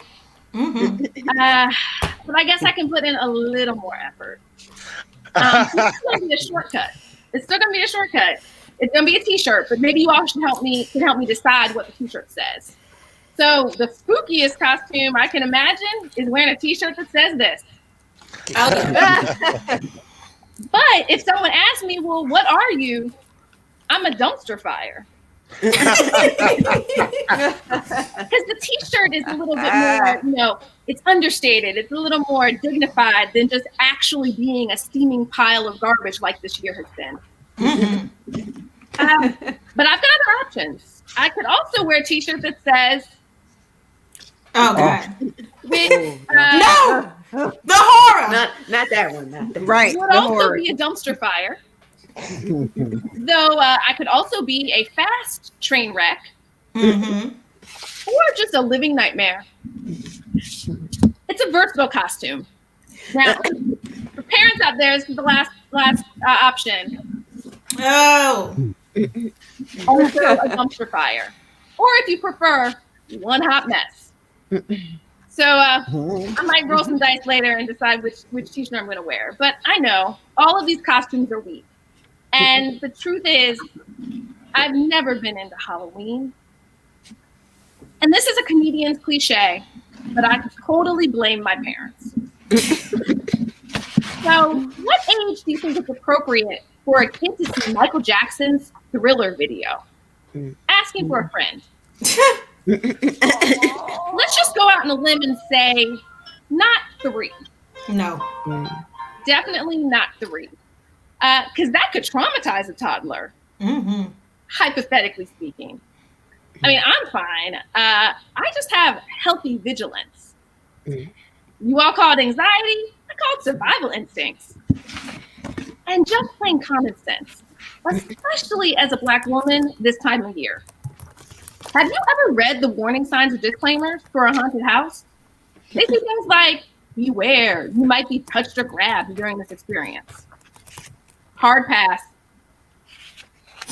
If I don't want my hair touched in the light of day by a friendly white person, I surely don't want to be grabbed in the dark by strangers. And as a general rule, I avoid any real life scenario that could be a scene in a horror film. Yeah. Because I know that Black folks always get killed first. Yes. And it's the bougie Black folks. It's the assimilated ones who are hanging out with white folks in the first place. That's true. That's so true. You were not supposed to be there. Yeah. So, Black sidekick, who doesn't even get a name, is walking up to a broke down house with her 3 white friends. And, this Black sidekick still has her survival instinct. She's trying to talk some sense into folks. She's like, I don't think we should go in there. But then her friend Karen gaslights her. God What damn are you it. talking about? Everything is fine. Why are you so sensitive? No, sis, these are not your friends. Listen to Black women, especially yourself. Does Black sidekick listen to her inner voice or her ancestors? No. Not the answer. She decides to go meet her maker in the most tragic, predictable, and preventable fashion. So I went to college in the Midwest with a lot of white folks. And they were like, do you want to go to the haunted cornfield maze? There's going to be a guy with a chainsaw. Pardon my French, but held to the knob. My ancestors did not struggle to survive so I could go out like a sucker. Not like that. No. Do I look like vampire bait to you? If it has to do with zombies, werewolves, or demons, count me out. So I know I've got a bit of time left, but I'm just going to say, stay safe, Black folks. Don't be a sucker. Vote, and happy Halloween. Woo! Yes, thank you, Jess. I'm with you, girl. I don't be knowing who these Black people is. Like, I'm so thankful for Jordan Peele for coming out and telling the truth about Black people in horror films. Cause I'm so sick of us being just Black person number 3 on these films. Like, I don't even know. Like, can you guys even take a moment to think of the last black person's name from a movie of horror? What was the name? We don't know. They didn't get a name. No, I do know. It was. Which it was one? It was Nigga 4. Nigga 4. Nigga 4. Yeah, I knew it. I knew him. He was very good. You know that Nigga 4. Dies first scene. Fifth character, first scene. The Oscar goes to Nigga 4. Nigga 4, because they have to have somebody to say, "How are you? Are you okay? What happened there, girl? Ooh, shit, you shouldn't do that. Oh my God."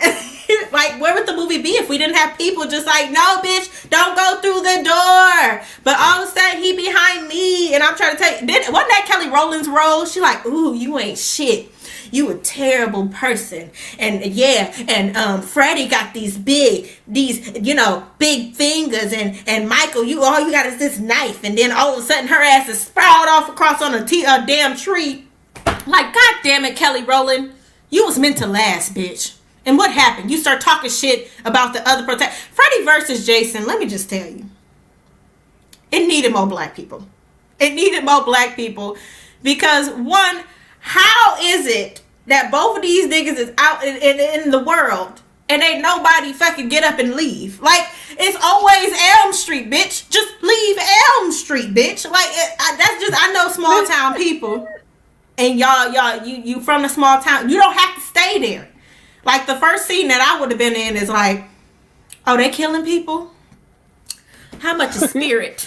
How much is Spirit? It's $15 flights right now? Okay, bitch, we are out of here, ho. Like, we won't make it to Act 2. Because there's no reason for you to stick around if you know the street name and you know some bullshit that happens.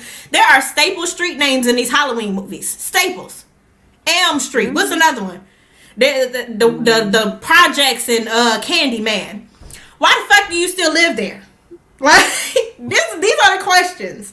Like, there are staple streets that you just should just not live on or stay near. And they more than likely, and that's the fucked up part of Candyman, right?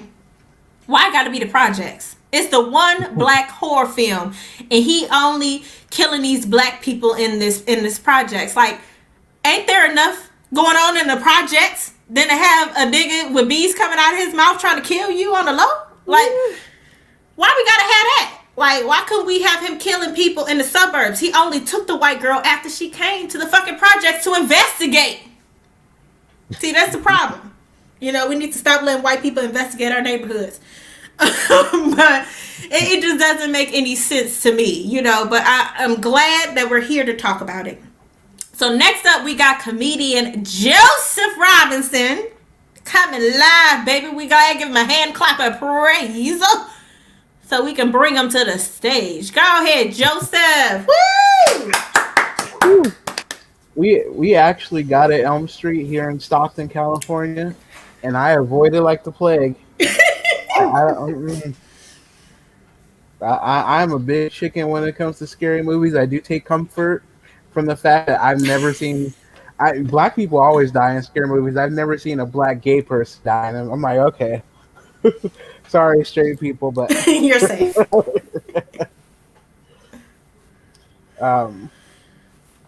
But yeah, so who's on the dating apps these days? I know some of y'all got to be on the dating apps because of quarantine. No? How about Grindr? Who's on Grindr? I know some of y'all on Grindr. Nobody. Okay. There's always teach us, educate us. It's crazy because, you know, being I'm usually the only gay person on these things. I've had to start sleeping with the straight comedians. But for those of you who don't know, Grindr is an app that's very much like Pokemon Go. It shows you which guys are closest to you, and when you find one that you like, you throw your balls at them.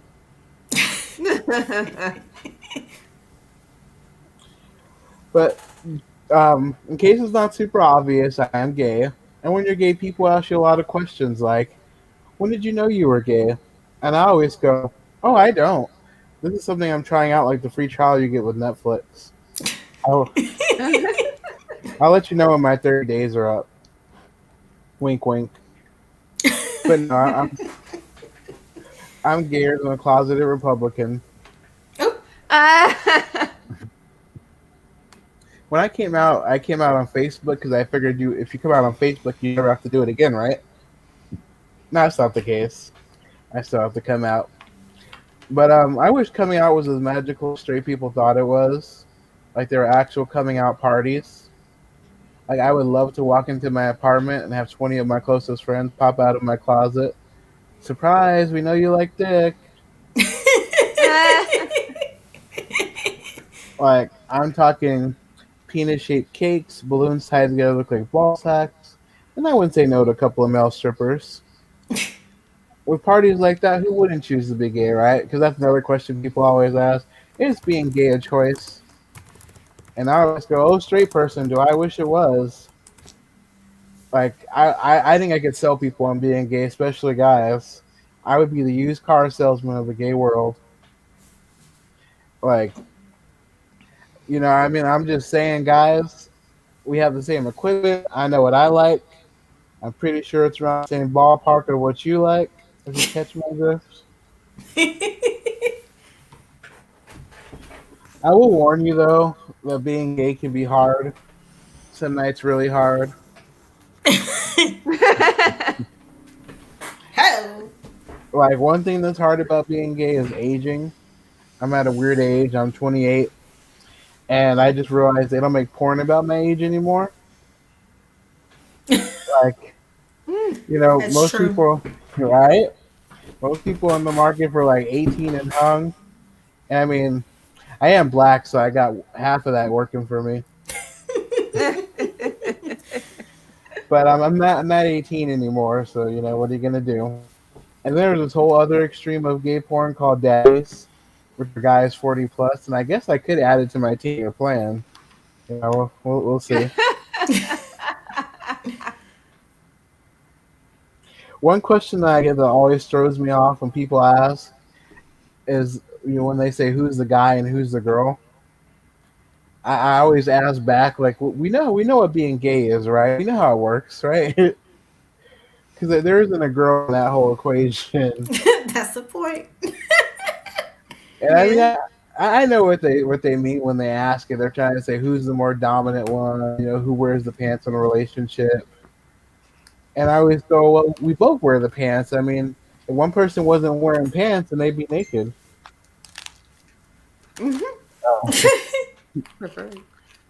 True. Because I've seen it happen a lot, I always like to ask the question to straight people. Like, if you're a guy and a guy hits on you, or if you're a girl and a girl hits on you, what is it about that bothers you? Like, believe it or not, I've had girls hit on me, and my first instinct isn't, "What'd you say, bitch?" Oh, oh, you come and get it, Keisha. Hold my earrings. Like, I've never gotten angry. It's just like, oh, this person thinks I'm attractive. That's nice. Yeah, I've never wanted to beat somebody's ass because they thought I was on fleek.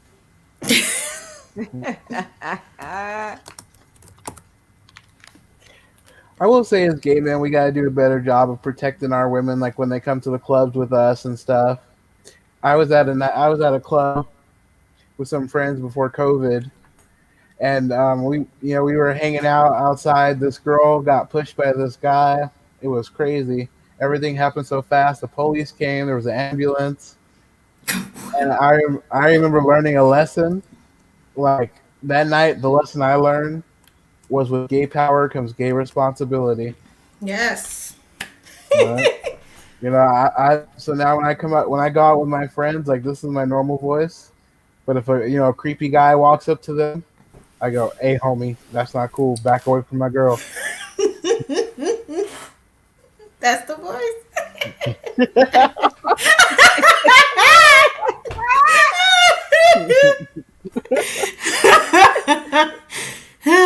I will say though, a lot of the questions I get are about sex.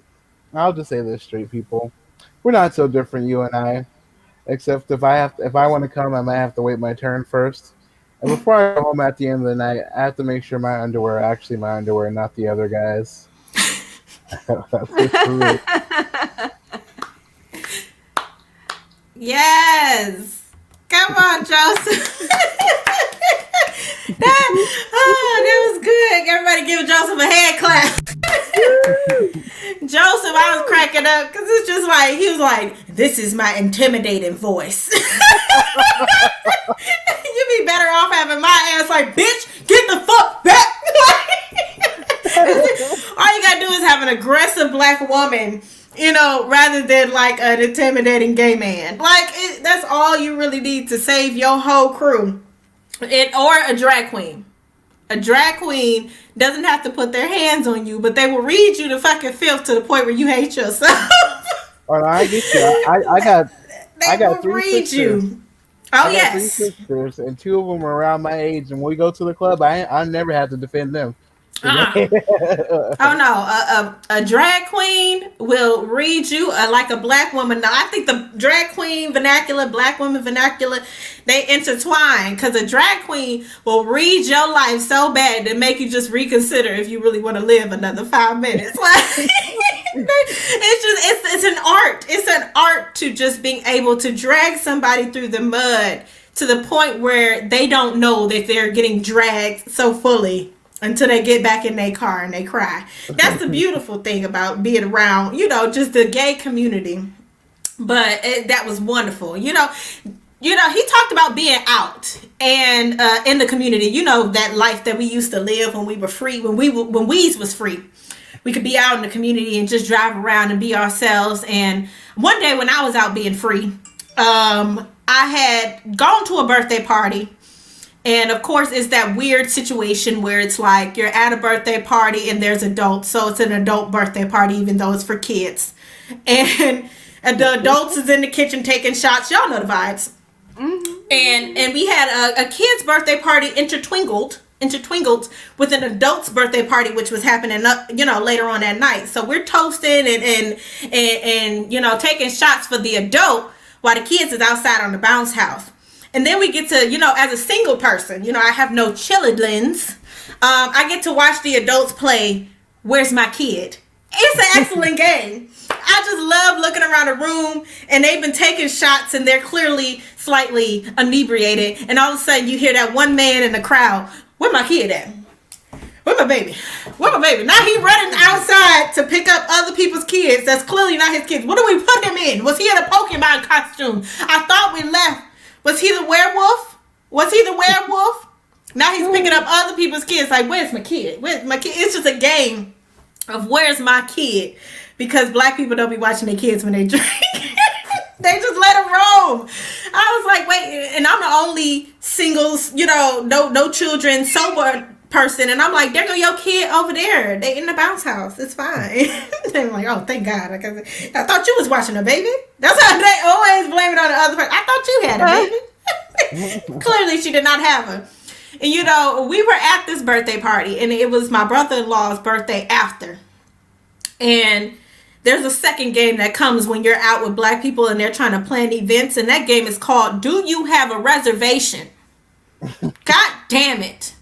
You know, black people, we try to just show up to shit. And we'll show up to shit with 50 people and think that that's okay. We need to know that that's wrong. It's not okay, okay? So every time somebody says, when they want me to take a separate move, that means going from my one move that I'm currently at to another move that you would like me to be, do you have a reservation?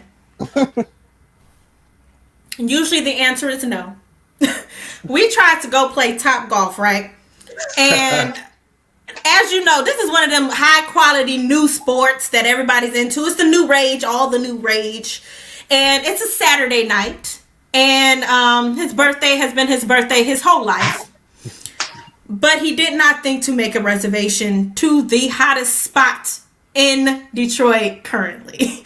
So I asked him first. I said, do you have a reservation? He said, no, I called earlier. They said it's fine. We could just show up, you know, just oh no. Like you need a reservation to this shit because it's getting later. It's about 10 o'clock.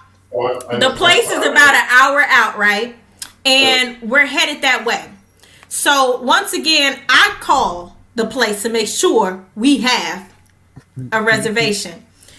And I say, hey, are you letting people just walk in on the free from the outside today at this time. They said, no, you need a reservation.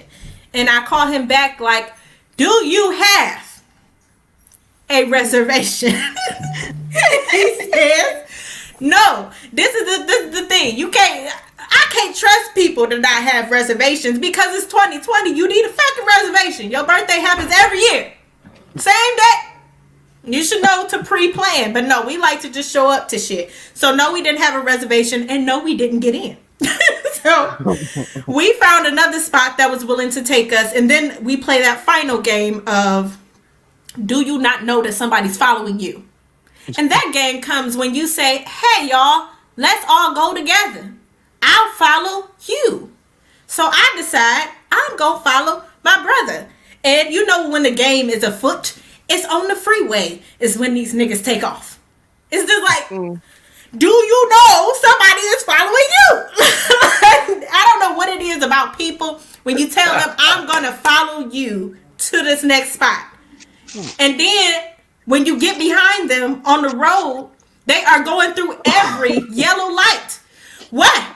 Why do you go through the yellow lights when somebody's following you? You know damn well you're going to have to pull over. And then it's the freeway that they act like it's a live speed chase. Like this nigga got probationary things going on. Like he could get caught by me. I'm like, why are you racing down the freeway if you know I'm following your ass? Like what is wrong with people? Do you know I'm following you? Like literally it's like that moment in Finding Dory and Finding Nemo where she is talking to him and then all of a sudden she looks back and she's like, why are you following me? Like, bitch, we were talking. We were having audible conversations. She's like, who are you? Why are you following me? That's how it feels when you're trying to follow somebody who forgot that you were following them. But we get to our location, and of course, nobody's wearing a mask. And once again, it's the Twilight Zone.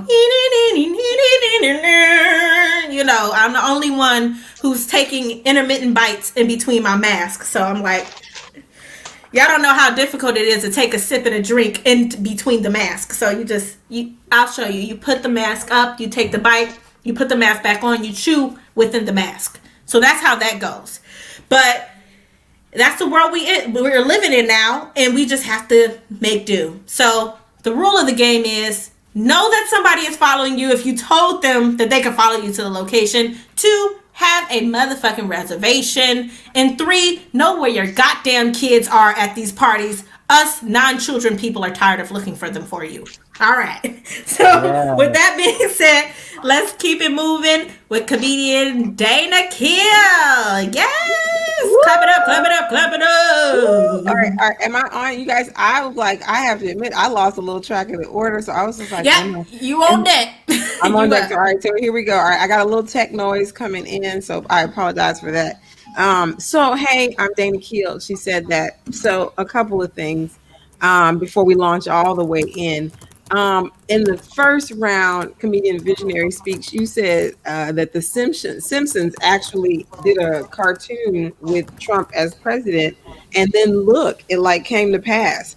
So maybe the Simpsons need to do a cartoon of Biden and Harris as president and vice president, so that too can come to pass. Do you know what I'm saying? Like I like they held the vision. They read the book of 2020 and they kind of know, or at least they read the book of 2016 and they knew what was going to happen then. So you guys, but man, pandemic, like, let me just say, I am eating, shitting, and sleeping every day because it's been like pandemic, revolution, like George Floyd, Breonna Taylor, and now my brother in Philadelphia. So like I'm just like eating, shitting, sleeping, crying every day. Basically, I'm just a newborn all over again. and I'm just stuck at the crib as well. You know what I'm saying? Yes. And it's just, it's much. Like that's all I can do is revert. I totally though love snacks. Speaking of the eating part, though, that has been my joy. On Tuesday, I had sorrow sushi just to like drown my sorrows about Amy Coney Barrett being confirmed on Monday. So I'm just saying, food is in fact my comfort, and I have whittled it down to the 4 food groups that I know we started with. But my 4 food groups are desserts, cookies, ice cream, and just sugar. Those are my 4 food groups. And and then this week I added a fifth, rice, just rice. That's the whole food group. Just rice. So I also then, like, that means that I have gained like the quarantine 15 and actually the quarantine 20, and I got a scale which proves that to be true. So y'all know how the ads go. It seems like whatever like internet ads you see correspond to like your situation. So there was an ad that came up, or article rather. It said chia seeds, coconut oil, avocado, foods that fight fat. And I was like, but are y'all winning? Are y'all winning the fight against fat? That's what I need to know. So I'm just saying. And there's also these great memes. We're talking about 2020 and how it started, but there's these memes that say how it started and how it's going. And like, if you look at them, they'll say like how it started, 200 pounds, how it's going, 135. So there's like these positive effects. But in my world, the sister with Veronique was talking about yoga. And so I too tried to start yoga at the start of the pandemic. And so how it started, like clearing my floor to put down my yoga mat. How it's going, 3 stories of Amazon boxes and filler trash and all this clutter later. How it's right, that's mine. Yeah. So how it started. Like, I also have found there's all these things that I'm paying attention to in quarantine. And one thing that I've noticed besides being single is that my eyebrows are not what they used to be. And here's the thing, it didn't matter until all the millennials and anybody on here under 35 changed the beauty standard to reflect that bushy eyebrows are now in, and that is the sign of vitality and youth.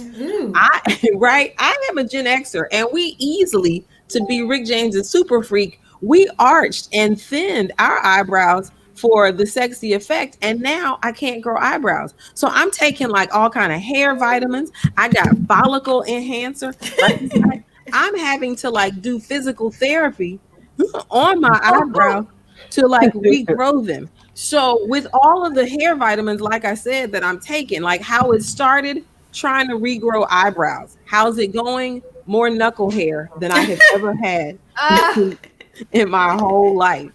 You guys, and also in this time, just during the pandemic, what I've also noticed is that I went from quarantine snacks, and let me just say yet again, snacks, food, quarantine 15. Let me just say this about snacks. Like, I feel like some snacks need a dessert. Like, if you eat chips and guacamole, you need a popsicle after that. Like, you need a popsicle, right?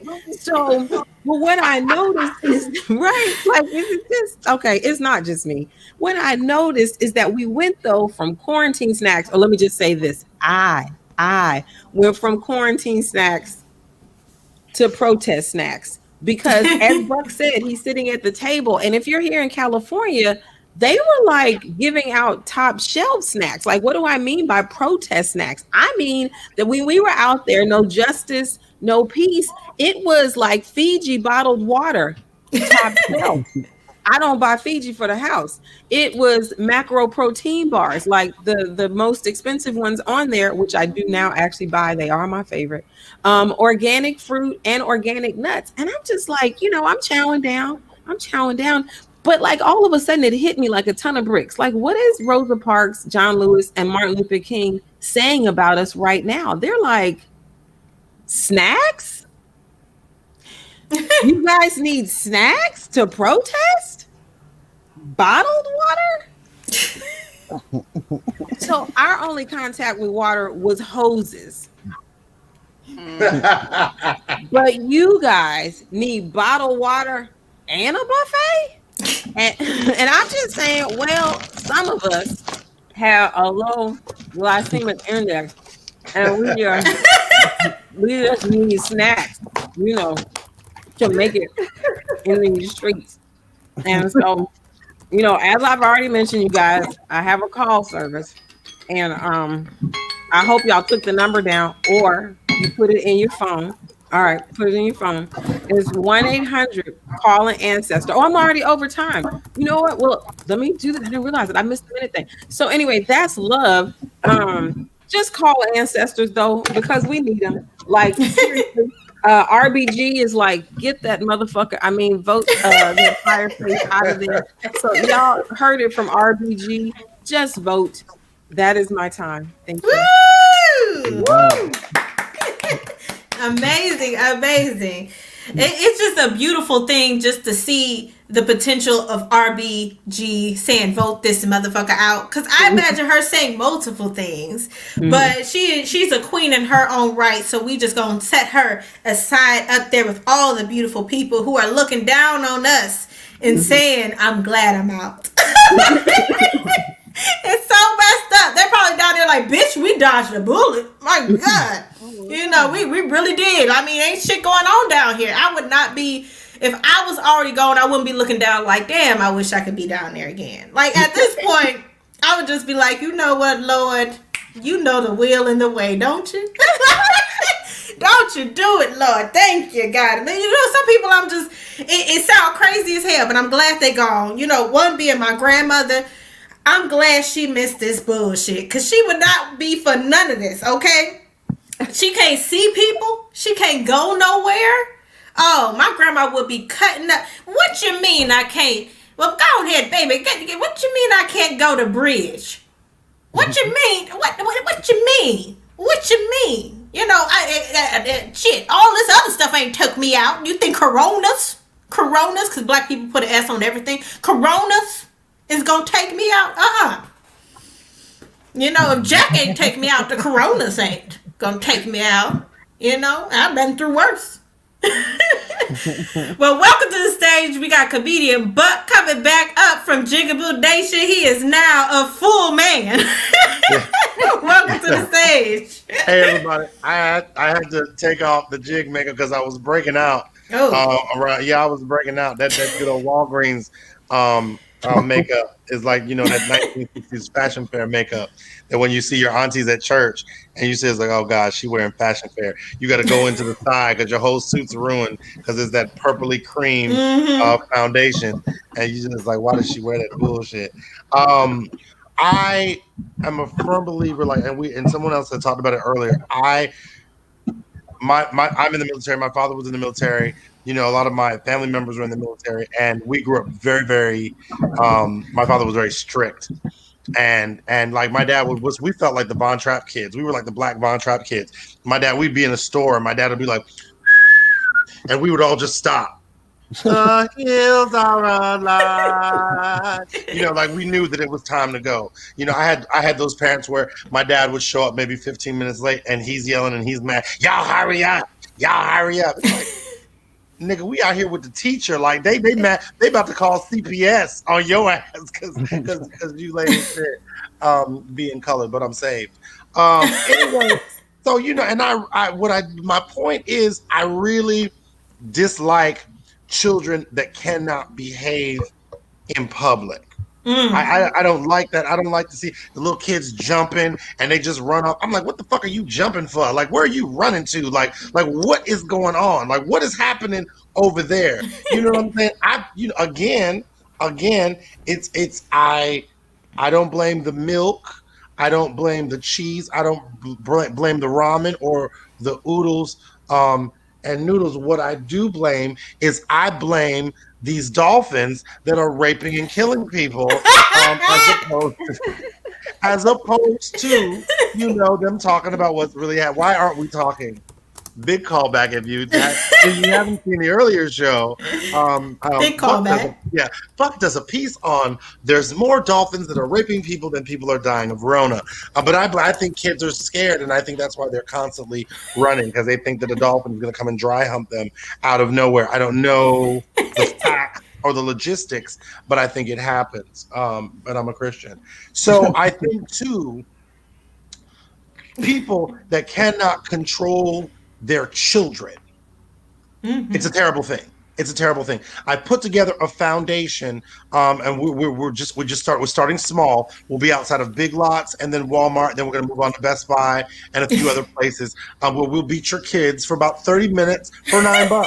$9. What is $9? That's 2 coffees, and a sandwich for $9. I'll beat your kids. And I'm gonna tell you what inspired me was the fact that I went to the post office on my lunch break, and it's just really upsetting because I didn't want to go to my job in the first place that morning. I didn't want to go to work to begin with, so I was like, fuck that job. And then I was mad because I had to leave and go to the post office, and I'm like, if I leave the job, I'm like, fuck it, I'm just not coming back. So I'm like, I'm gonna take this time to the post office, I'm gonna reflect, and I'm just chilling with mine. Can't do that because there's this lady in there and she's real big. She's about 4 feet tall. She's about 4'5", not really a midget, but maybe a little taller. She's a white chick. She's about 327 pounds. She was real big, right? And then she had a little daughter that was dressed like a princess. White folks, why are your kids dressed like princesses when it's not Halloween at 11 o'clock in the afternoon? She was about 10. Let's unpack that later. So I'm going to keep this moving because I don't want to be short on time. So she's dressed like a princess. And then the son, he's standing over there and his name was Jameson. Why do you name your kids after liquor? I think there's some abuse issues and some daddy issues. We will unpack that at another time. So, the day I need to go to the post office, this bitch done ordered 40 fucking packages to be picked up from Amazon. Why are they not coming to your house? I think you're secretly sending snacks to a P.O. box and your husband, because you want to run and you want to crunch. You know what I mean? Like, so I don't know the logistics. We will unpack that at another time. So she ordered all this shit and I'm just like, look, I just want to send out, I want to get 2 stamps because, sometimes I pay things with money orders still. And because it's guaranteed. And she was just wilding out. Then she got the packages. She dropped them everywhere. She looked at her son and was like, Jameson, help mama. And he's like, fuck you, mommy. And I was like, oh my God. I think today is the day that I'm going to jail. Today is the day. He was about 11 or 12. He said, fuck you, mommy. She looked at the little princess and she was like, well, I don't know what her name is. Jenny, Karen. It was probably Karen before, pre-Karen. Pre-Karen, help me, help mama. And she's like, you're fat. I was like, I am going to jail. Today, I'm going to jail. I'm going to beat these kids. I'm going to jail today. And so I just happened to know somebody that was in front of me. She turned around and she looked at me. She said, what you going to do? I said, I don't know. I don't believe in getting involved in beating kids until the service is up and running because, you got to sign liability and clauses and stuff. So, I'm just not going to haul off and beat nobody's kids. But what I will do is we will give an assist. And I'll speed this up because we're running out of time. My belt, I have the magic black man belt. My belt started vibrating.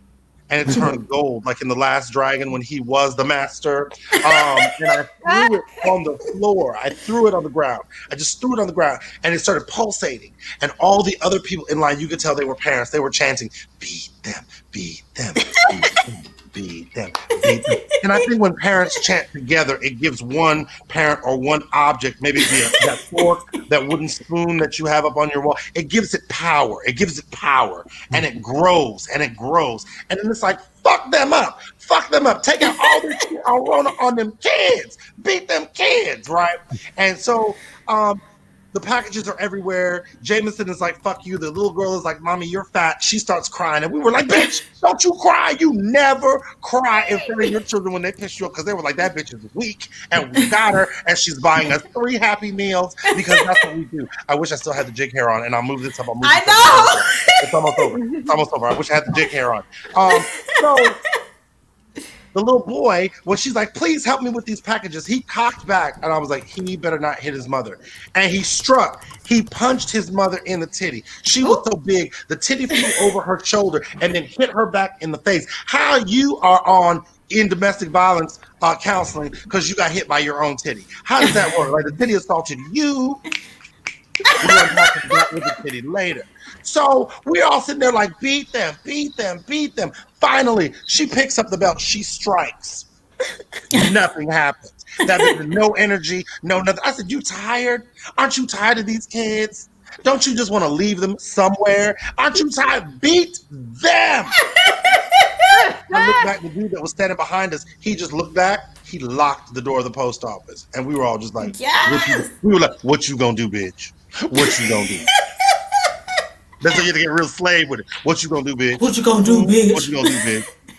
And then finally she picked up the belt and she started whooping them kids down. Like they were trying to run. Like the little girl in the princess outfit. She's like, I'm a princess. I'm running. One of the moms behind me tripped her and she fell. She slipped against another P.O. box and the mother was pulling her ass up. That shit was beautiful for the first 8 minutes. At minute 16, I started calling CPS. I was like, this white woman, she done gone crazy. I don't know what's happening. I don't feel comfortable. I don't feel comfortable with her in here. Someone somebody call 911. Yeah, these kids didn't deserve it. They were just a little unruly, but I don't think they needed that kind of abuse. Thank you guys. My name is Buck, and that's my time. I went over. Thank you so much. Yes, feed your kids. See, these are the services we need in 2020. 1-800 be the baby. I appreciate that. I can appreciate that because I did substitute teaching for a stint, and I do call it a stint because it's like a jail sentence. But I did substitute teaching, and I'm so happy that what came out of 2020 was a realization that people finally figured out what the teachers was talking about. Like that is my because everybody is oblivious to their kids' bullshit until they're around them for the actual amount of time that a teacher is around them. Like it's just a beautiful thing, you know. Yes, Jason was running up and down the halls. Yes, little Jimmy did smack that bitch in the face because now he's smacking you in the face, bitch. Like yes. It's a beautiful thing to be a substitute teacher and have to hear the complaints of parents at home trying to teach their kids. The one thing I'm worried about is how the hell this year or two of children gonna catch up to China now. We were already behind. Now we'll never catch China's kids. We're so far behind, we'll never get them ever again because they done had 2 years of being taught and learned by people who still say reading, writing, and arithmetic. So that's never good. But moving right along, we got comedian Jason Oxhorn coming to the stage. Right.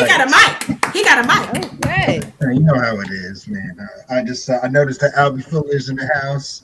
I love Albie. He's a funny dude. He's running on BP time, Black people time. You know, indeed, can never show up on time for nothing. Even our own show. You know, and I love how Albie be speaking too. I'm not even trying to roast him, but I just love how he always be. You know, he kind of got like that Terrence Howard shit going. Doesn't he? You listen to him talk, he be breaking out that shit. Yeah, so my sponsors, I got 3 kilos vodka.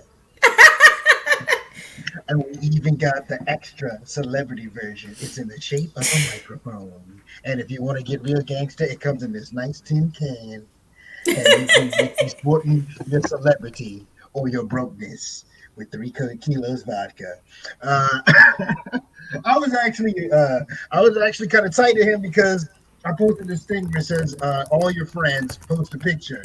My man posted a picture of him holding hands. I don't even fucking drink. I just knew that a 3 kilos vodka picture was going to come up. I felt slighted. I don't drink and I felt slighted. I love this Nyroma too. I loved her set. That was funny. But I was like, man, she channeled her inner Mac man. You know, she was Chi-Town on this, I think, in my opinion. Chirac. It was like, I'm going to tell you right now. I'm going to tell you something right now. Y'all better keep a motherfucking 6 feet from me.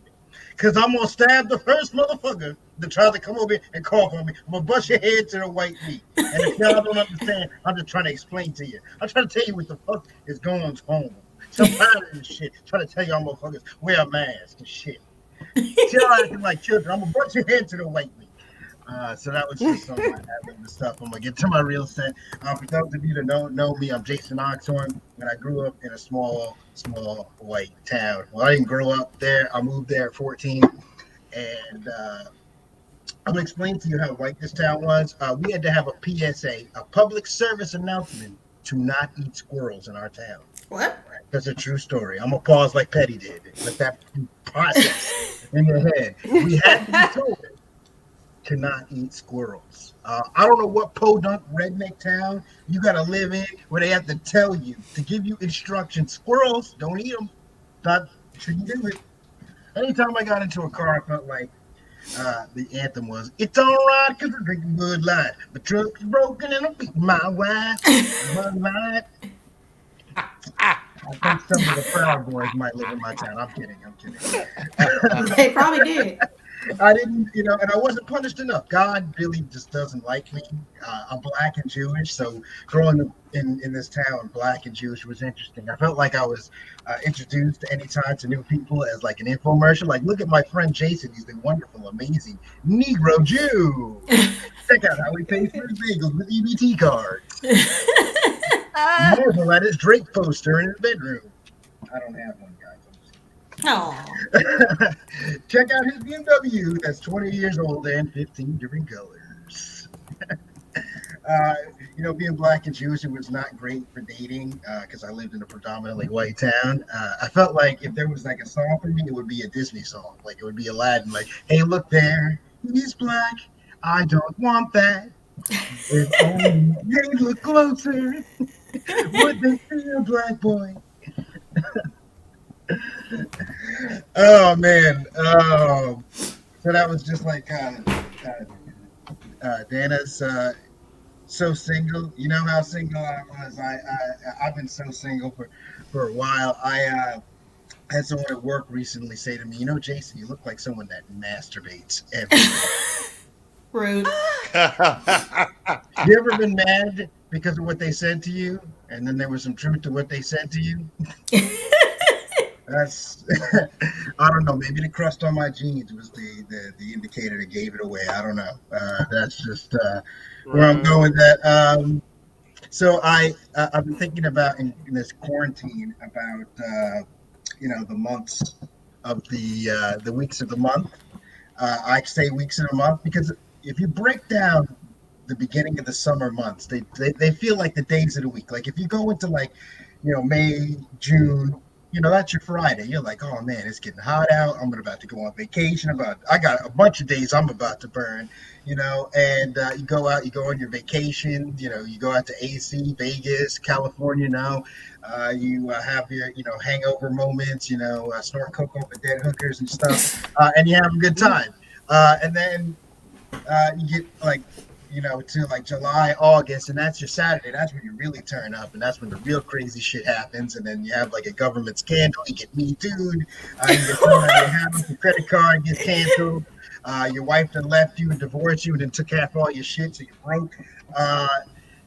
And then you get to like September, which is like your Monday, and you're like, oh fuck. And I think we're preconditioned to think of September like a Monday, because like you done used all your days, you it's like going back to school. You're like, oh fuck, and if depending some of us, we working at retail job, and you get more customers, so it's like more homework. You got to learn new products that are coming out. Like it's like one giant Monday is September. I grew up dyslexic. God, again, did not punish me enough. Apparently, I'm going over time, so I'm going to tell this real quick joke. So I'm dyslexic, and when I tell people I'm dyslexic, they always like to explain it to me in a way where they think they know. You ever notice some people have no idea what they're talking about? They're like, is that when you forget numbers or letters or something? Or something. No, it's not at all what that is, but I appreciate your dumbass answer that you just gave me. You ever notice where people who don't have no idea what they're talking about always use or something as a filler word to make themselves sound more knowledgeable? Mm-hmm. You ever notice that? Or something? Mm-hmm. You couldn't do that in a professional job. You couldn't be a doctor and be like, so I was looking through your test results and it looks like you have cancer or something. Now you don't know if you're mad because you have cancer or the fact that your dumbass doctor said or something. All right, my name is Jason Oxford, and that's my time. Woo! Yes. Or something. It's just amazing just being in that moment where you have to explain your issues to people. Like, I don't know what to tell you, bitch. Like, there is no word for this. I'm black in America, period. All right, let's keep it moving. Let's get comedian Veronique on the stage. Yes, clap for her as she could. Back again. Back like she never left. And I didn't. Thanks for having me. So I honestly I had just before the quarantine had thought to go into business. I found out that I'm good at something else that I didn't really know about that could prove lucrative. So I had mentioned I had went to the Museum of Sex to bounce around in the titty house, but I ended up also finding out about their glory hole game, and I wasn't actually up to play it, but this this guy and his friend and his girlfriend, he was gay. I would have thought he would have done much better at this game and not freaked out, but apparently it was I guess a traumatic experience for him to have all of those dildos coming at him at one time. But he ended up running out of the game while his friend is still going, and there's like 30 seconds left to this 1 minute game, and I get in there, and in true Black woman fashion, just because I came in late don't mean I don't fuck it up once I get there, you know. So I won. I won a little blue unicorn out of it, and it got me thinking. I could be a dominatrix. Yes. I really have that kind of power and essence about me. Men love to have me tell them what to do anyway, so why not? I used to only offer my services up to white men because, you know, the revolution, I prefer to, you know, take that money from a white man that I'm humiliating as opposed to Black men. And, you know, we in the same struggle to a certain extent. Mm-hmm. You know, I'm just trying to do my part for the revolution. Granted, my part might be stepping on a ball in some 5-inch heels, but, you know, it is what it is. Some people be out here marching. I be out here slapping ass with a little paddle. You know? What? That Play your role. I'm doing that, you know. Somebody's got to donate. Shit. How you expect the revolution to take a hold and stay firm if y'all ain't got no funding? Cause niggas get hungry, and we already know. Dana said they had some good snacks at the protest, so exactly. You're welcome. All I'm saying, I'm doing my part. But I kind of want to talk about the first time I experienced an intoxicated person, and it was my uncle. It was the best shit ever. I grew up a dare kid. I was one of those little dare ambassadors. Don't do drugs. Oh no! Yeah, you know that whole thing. You know, I was young. Fast forward to now. No, but at that time, I was just like, oh my goodness, he's drunk. I didn't know. Well, actually, I did know because he said I looked like Beyonce. And that's when I knew I needed to take a step back from there, because obviously this alcohol thing allows people to see the best side of you. And I'm here for that. I need all men to keep drinking so that I look like Beyonce. I need that every day of my life, every single day of my life. It was jarring to me because I had never seen my uncle in that manner. And honestly, now that I'm older, it makes much more sense, because he got so drunk at my graduation dinner, he remembered that I look like Beyonce again. And that's why he's my favorite uncle. Always will be. Thank you, Uncle Bob. Thank you, guys. Yes. That is wonderful. The shout out to the drunk uncles. Drunk uncles everywhere. You know, it's just, dude, you gotta. If that's all you get out of drunk uncle, that I'm happy with it. Thank you. Thank you, drunk uncles. Exactly. I just want to be able to get all the praise from all the people who are drunk. You know, and that's all we want. That's all any of us want, is to be able to get the praise we deserve while you are inebriated. That's it. Okay, that's what Halloween is all about. Just drunk bitches in the street. Waving their godly oats, acting a goddamn fool, and doing things they wouldn't do on a regular day. Like, I don't know what it is about wearing a costume that makes you forget that you are still you. Like, you think you can do things that you're not supposed to be doing, like slapping people on the ass and running up and doing all type of wild shit in the streets. Like, I don't understand. This is clearly helping you not be yourself, okay? Because you don't like who you are on a regular basis, so you're hiding. It's like Michael Myers. He hides behind the mask. I don't even think I ever seen his real face, but I'm sure it looks terrible. So it's just a way to just be your ultimate self, or it probably just looks like Donald Trump. I don't know. You know, he probably take it off and it's like Mike Pence killing bitches in the street. I would believe that. I would believe that that would be the face behind the mask. I mean, he already has Trump hair. So why not just add on the Cheeto color skin and call it what it is, which is Trump 2020. But we going to keep it moving. We going down to the last of our comics. If you have not tipped somebody, go ahead. Reach out and tip somebody's cash app. Do it if you can. You should tip us. You know, I would pan to the left. There you go. Look. Nope, that's not my left. There we go. Tip that lady. You see that lady? Tip that bitch. Okay? Tip her. Tip is right there. Look at that. Visionary 20. I keep my shit on deck. Bye-bow. Bye-bow. Tip her. And tip them. Okay? So we're going to keep it moving. Let's get Joseph to the stage. Give him a hand clap of praise. Woo. Yes. Come on, Joseph. He going to clap for himself. He's like, yes, it's me. It's me. Go ahead. Man, I heard Buck mention kids earlier.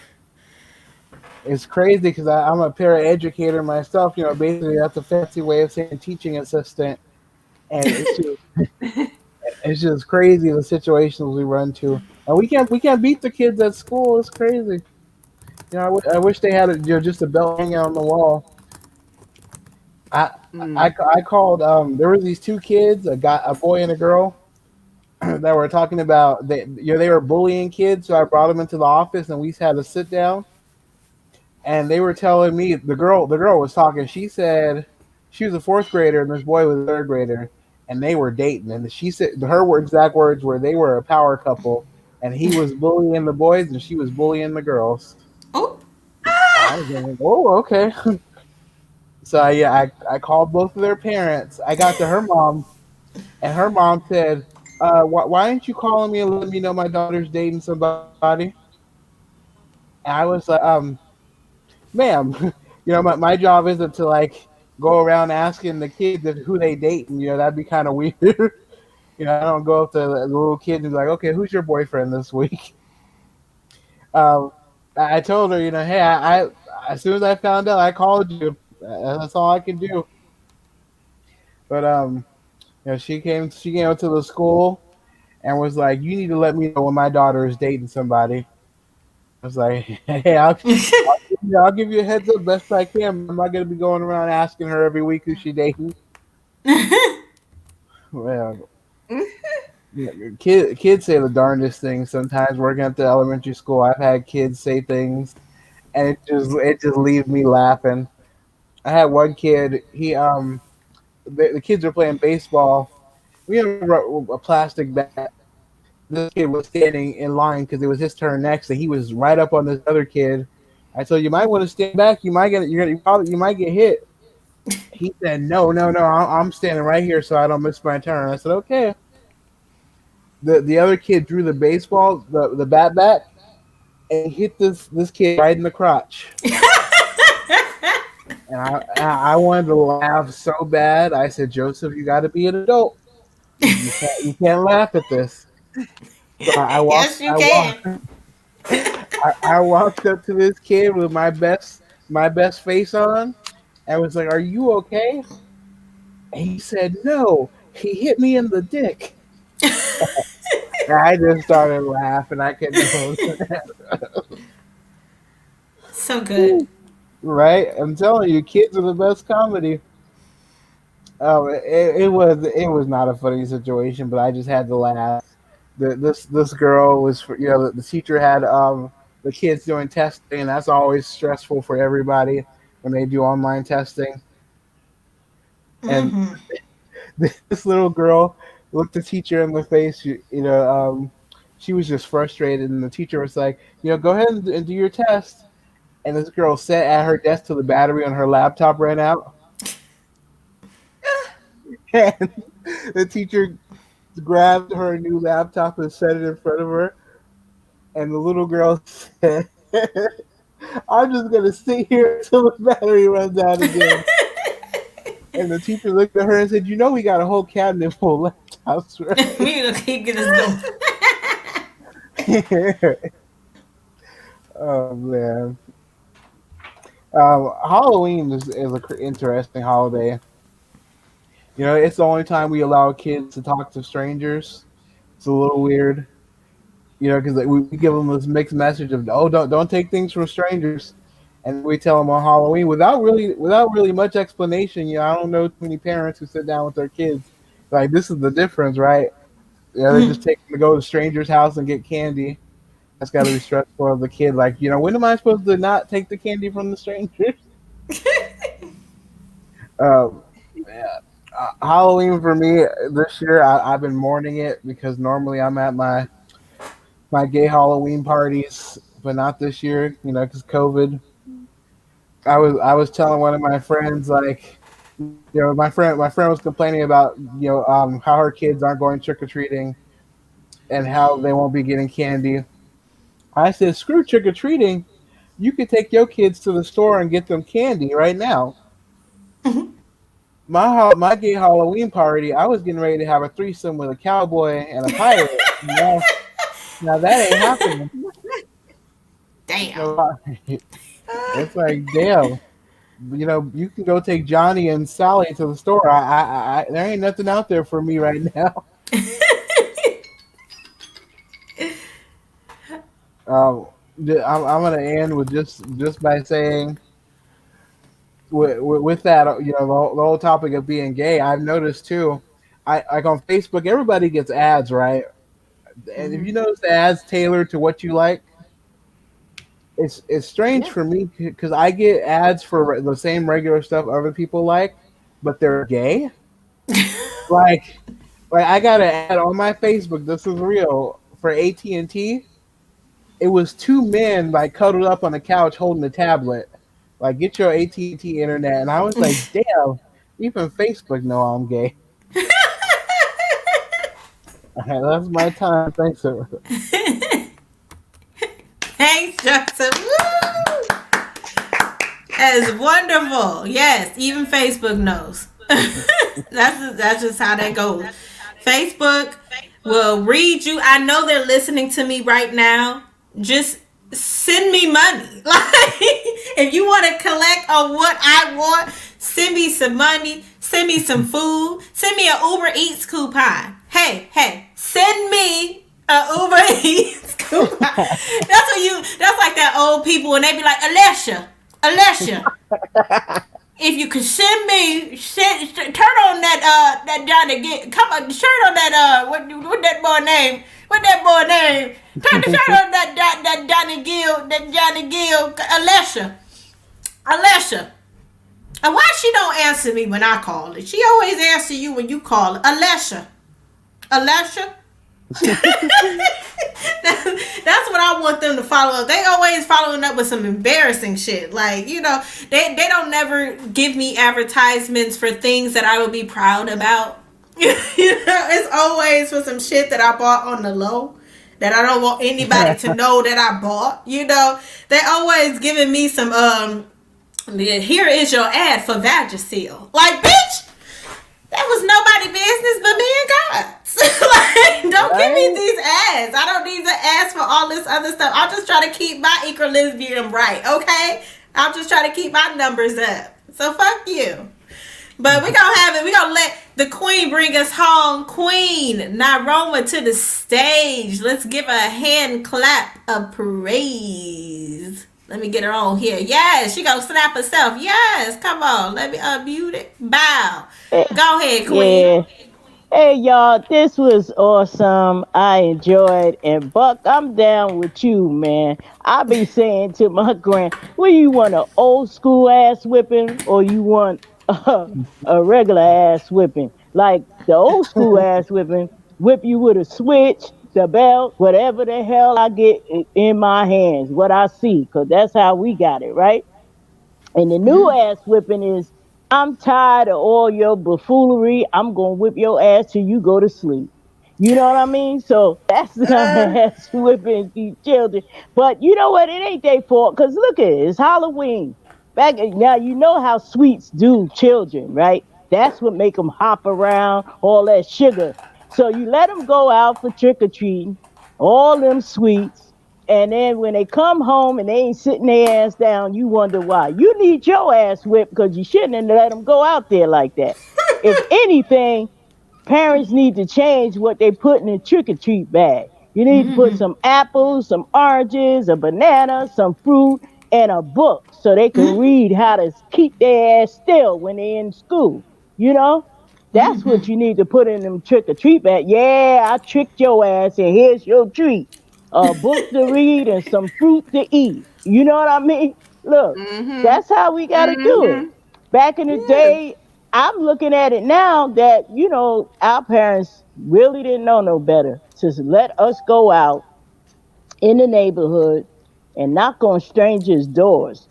Now, and then when you see somebody on a milk carton, they missing, you wonder why. You send them off to stranger house asking for shit. Well, yeah, some of them people wanted something back. It was trick or treat. Look, I gave you a treat. Now you got to do a trick. And speaking of tricks, I was always wondering why they call the hotels. I'm like, okay, break it down. The hoes will tell whether you pay their ass or not. You tricks, especially the pastor. And I understand why the hoes always have an argument over somebody else's husband. How you got two hoes arguing over somebody else's husband? They went to the hotel, the other hotel, what they was doing. They want to argue about another man that ain't a man. That really don't make no sense to me. These hoes better get it right. You know what I mean? You're gonna be a hoe, keep it closed, don't tell. Go to the There you go. hotel, but don't tell. Get paid, hoe, get your dough. That's all I could say. I learned that after the fact. You know what I mean? Like, I wasn't getting paid right because I'd be rich by now. You know? And so I'm telling you now, go to the hotel, and the motels is like more money, more money. Because you need more money to fix that motel up. Motels ain't is downgraded. They ain't upscale. You know what I mean? So it's the difference between a mo and the hoe. You know, the hoe wants mo, but don't go to the hotel. Don't go to the motels. Stick with the hotel. They talk about these pastors and pimping and all that good stuff. Man, they got so many pastors online now. I say I ain't never went to church much in my life, but they got them online and they asking you to give them money. I'm like, first of all, I got the book right here, and you ain't preaching the right word anyway, because I called Jesus on the main line and I asked Yes. him, was he broke? And he said no, but the pastor is. So you take your broke ass on and come up with another sermon that I can listen to without you asking for my social security check. You know what I mean? That's all I got. I'm not I giving it up. heard They that. just gave it to me. It took me 5 years to get it. What's wrong with them? You know what I mean? I'm not giving it up to you. And then they got all these people on Instagram. They need to stop it. They come to the right house when they get on mine talking about following me. But you can follow me, but you better not knock on my door. Look, they always want to know something. They always asking you something after they get on there and follow you. I don't know if I got written on my forehead, she's a fool. But yeah, I am a fool. I'm a fool your ass. Cause I'm gonna have you thinking you got me and I'm gonna get your ass. You know what I mean? Yeah. You can't out slick the slicker. That's what I always said growing up. You know what I mean? Mm-hmm. So don't try to play somebody for a fool and you wind up getting fooled. You know what I mean? Like Halloween to turn into April Fool's Day for your ass. You know what I mean? So I enjoyed this. And Yes. thank you, Visionary Speak. I love it. I love your singing and the songs y'all made up. I really enjoyed it all. I enjoyed all the comedians. Y'all all good. And I look to see you all again. So don't get tricked out there unless you get a treat now. I'll tell you that right now. I'm saying Yes. right in the house.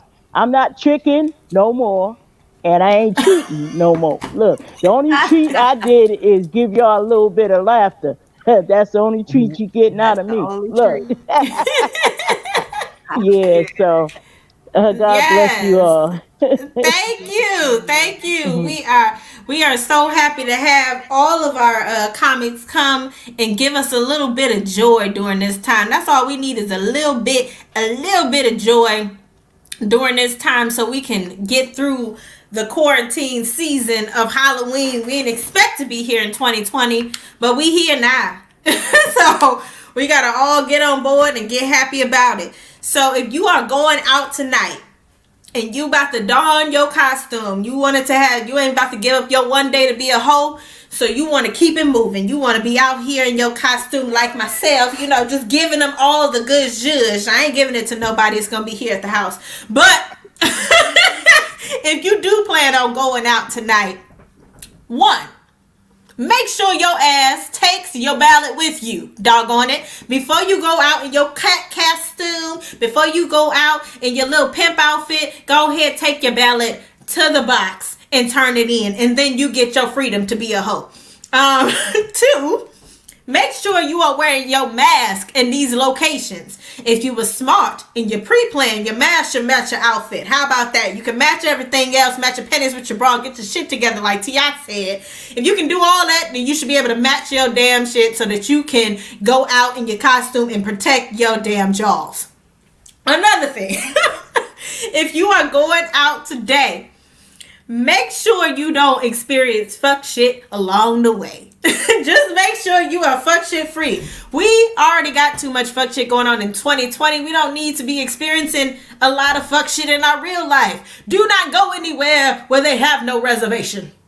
There's no reason to be chasing somebody who don't know that they're supposed to be leading you down that path and they forgot you were following them. Make sure you just use your own goddamn GPS, because these peoples is fools. Also, kids, y'all can sit it out a year.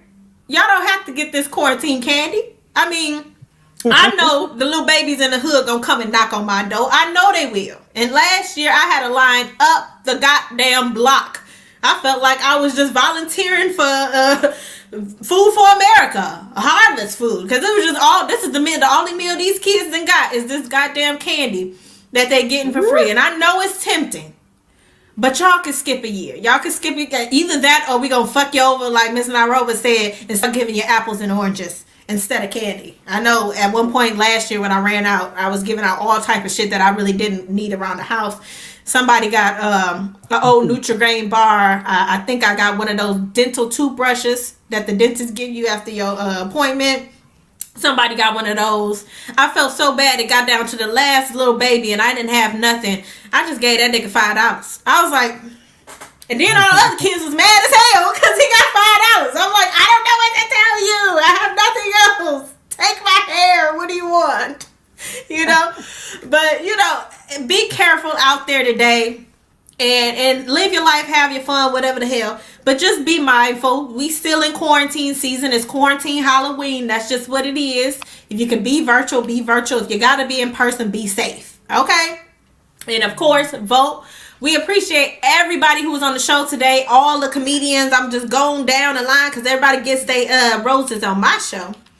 So we just want to thank those who were here. Buck, thank you so much. If you want to follow him, it's Bucks. BUCS_comedy on Instagram. Go ahead and follow him there. We had Jess on the show today, and her Instagram is The Willing 4. So go ahead and follow her. We got comedian Veronique, and it is very French, and you can roll your R's to say it, honey. Give her praises. Go ahead, say it correctly. And it's Veronique the comedian. On Instagram, we had Miss Sweet Chocolate. And she goes by Sweet Chocolate, but her name on Instagram is Nyroma Johnson. Go ahead and follow her there. We also had the Queen Dana Keel. That's Dana with 2 N's and an A. That's DANNAKIEL on the show today. So go ahead and follow her. We had Joseph Robinson, which we are still working on his branding for his IG name. Because right now it is Yoga 177. So you can catch him there. We're going to get him together. I swear we're going to get him together by 2021. It's going to be all right. We also had on the show Devin DP Petty. So you can find him on Instagram at DP Petty. Let me make sure I got it right. I think it's Mr. DP Petty. Yep, Mr. DP. Wait, it's Mr. Dot DP _ Petty on Instagram, so you can follow him there. We also had Jason Oxhorn.